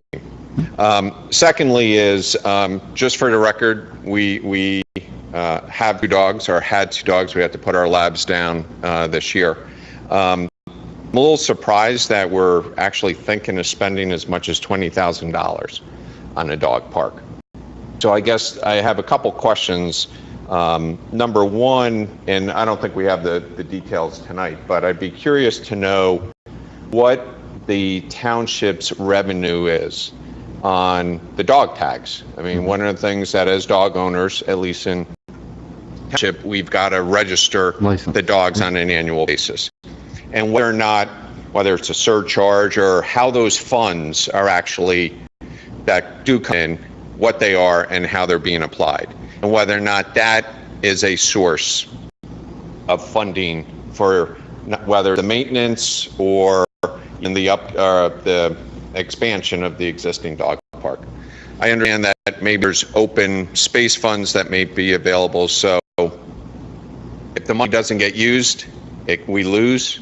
So I'm okay with seeing those dollars go there. But as most of the committee members know, we have some very interesting conversations during budget time, and it's a little surprising to me and again, I'm a dog lover, that we're thinking about spending those kind of numbers when I've got to beg and borrow to be able to keep our firefighters with equipment. So just put that before you make these decisions. It's not an insignificant amount. Clearly, there's ways to look to fund it, but there's a lot of things that you as a group have to balance. And again, safety for our firefighters, making sure that they have proper equipment should be one of the higher priorities in my mind. Thank you. Thank you, Chief. Anybody else? All right, we'll move on to Township Committee comments. And we'll start with Santucci. Thank you, Mayor. I really just want to welcome Colin. I think you've been a great part of our community for a long time now. You said you've been here for 27? 25 years. So we're just so happy that you're able to be here with us. Thank you, Zach, for all your comments tonight. But just welcome. We're looking forward to working with you. Likewise, thank you. Mr. Jacobs? Congratulations to Colin.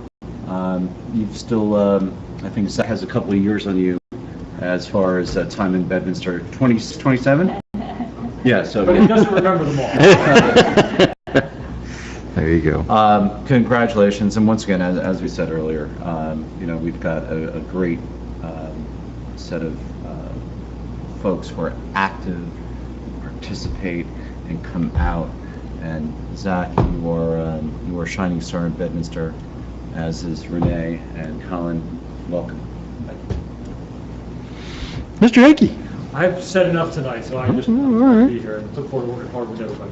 Very good. Ms. Stevenson? Thank you, Mayor. Just want to echo Stacy's and Larry's comments. Welcome, Colin. Job well done, well earned. Zach, same comment from before, and there's a future for you for sure. I want to thank Renee for interviewing as well and throwing her name in the ring. Just real quick to follow up on the Chief's comment. Chief, I get what you're saying, certainly, and the perception that's out there between the juxtaposition, what you just made is real. The fact is that the funds that we would be using for this could not and can't, they just can't be used for that purpose that you're talking about. It's two different funds. So I'm a huge proponent of protecting our first responders. I think we do a good job. We're very mindful of that. And I don't want it to, you to leave here by thinking that, we're deciding to put $20,000 or $10,000 of discretionary funds to a dog park and not to protect your folks over there. That's just not the case. Completely different buckets. All I would say on that, but I thought it was important to note that. I want to say, I've only been here for 8 months now. I just wanted to mention Ken, thank him for the job he did. It's unfortunate that he, good opportunity that's not going to let him be here, but I thought I'd be remiss not to mention his involvement and his thoughts and some of the things he brought to the table in my short time here. So thank you, Ken, and Colin, welcome. You'll do a knock-up job, I'm sure. That's it. Very good. I got a couple things on, I just want to hit. I have already been remiss because I had meant to call Art Staffenbach over the weekend. Art is a volunteer. He lives up in the hills and has done yeoman's work on the Environmental Commission and as our joint representative to the Open Space Farmland Advisory Commission. And if you've ever sat in a meeting with Art Staffenbach, you know his heart's in Bedminster. And he always comes up with a good perspective, and he tendered his resignation to both committees this past week, and I owe him a big thank you, and the town owes him a big thank you. Art has always been a great contributor. We wish him well. Also a great contributor to Bedminster, and I know since I missed the last meeting, you talked to him, but I did not. I know Peter Palmer is entering his last couple months after more than 50 years of public service. And just a reminder, I think in October there will be a dinner that the county governing officials is going to put forward, so we may want to discuss having a table and having folks come out and thanking Peter Palmer for his years of service to the county and the Somerset Hills. For the record, we did give the freeholder the opportunity to come back and be recognized by the real man. Well, yeah, but we can all go to his dinner. He's busy. We should go to his dinner. You're in a schedule, we're in it for that. That's right. We had a neat little thing happen in Bedminster that probably got overshadowed by our large, high-profile visitor, and that is up at the Hamilton Farms over the course of the past 7 days. At the USET site, there was an event called Monmouth at the Team, and Monmouth at the Team was a horse event that over the course of 7 days had more than 600 horses and riders participating in equestrian events and jumping and all sorts of stuff. I was up there a couple times during the week. My girls enjoy it. My girls like to ride, and a couple of them were saying I could do that better, or they were critiquing everything. But the bottom line is that we spend a lot of time and money and effort in New Jersey, Somerset County, and in Bedminster, treasuring and trying to preserve our open space. We have an open space tax, and we're constantly looking to use that money to preserve or improve the open space, specifically in Bedminster. There's a better way to do it. And one of the better ways to do that is to encourage private industry and the industry. The equine industry, people that raise horses, it's a business, and it's a pleasure, and it's a hobby for some. But as Renee Mareski eloquently talked about, the western part of the township, all those large horse farms, some of are owned by some older families, and some of those properties are turning over. And it's important, it's really important for Bedminster that those properties turn over and do not get pressured into subdivisions. Now, we have 10-acre zoning, but a 150-acre farm could yield as many as 15 residences. Wouldn't it be better if it remained a beautiful horse farm? A regular farm, but a horse farm. So how do we do that? And this governing body for years has been struggling with how to do that. And the folks that are behind the Essex Horse Trials, which were in June, and the Far Hills Race Meeting, and I think there's also an event this week that I apologize, I can't remember what it's called, but this has 600 equestrians in Bedminster Township at a big event, put Bedminster on the map for the equine industry. And that is going to hopefully encourage people to look at those horse farms that are maybe coming up for estate sales or for sale, and that maybe I might want to relocate my horses to one of these fine estates and farms in Bedminster Township. And that is really, really, really important to our quality of life, preserving Bedminster as we know it. And I want to thank the Gladstone Equestrian Association. Jim Brady was in here before. He was one of the folks that were spearheading that event. And if you got a chance to get out to it this week, it was first class. And I talked to the woman that was pushing the levers and making it go this week.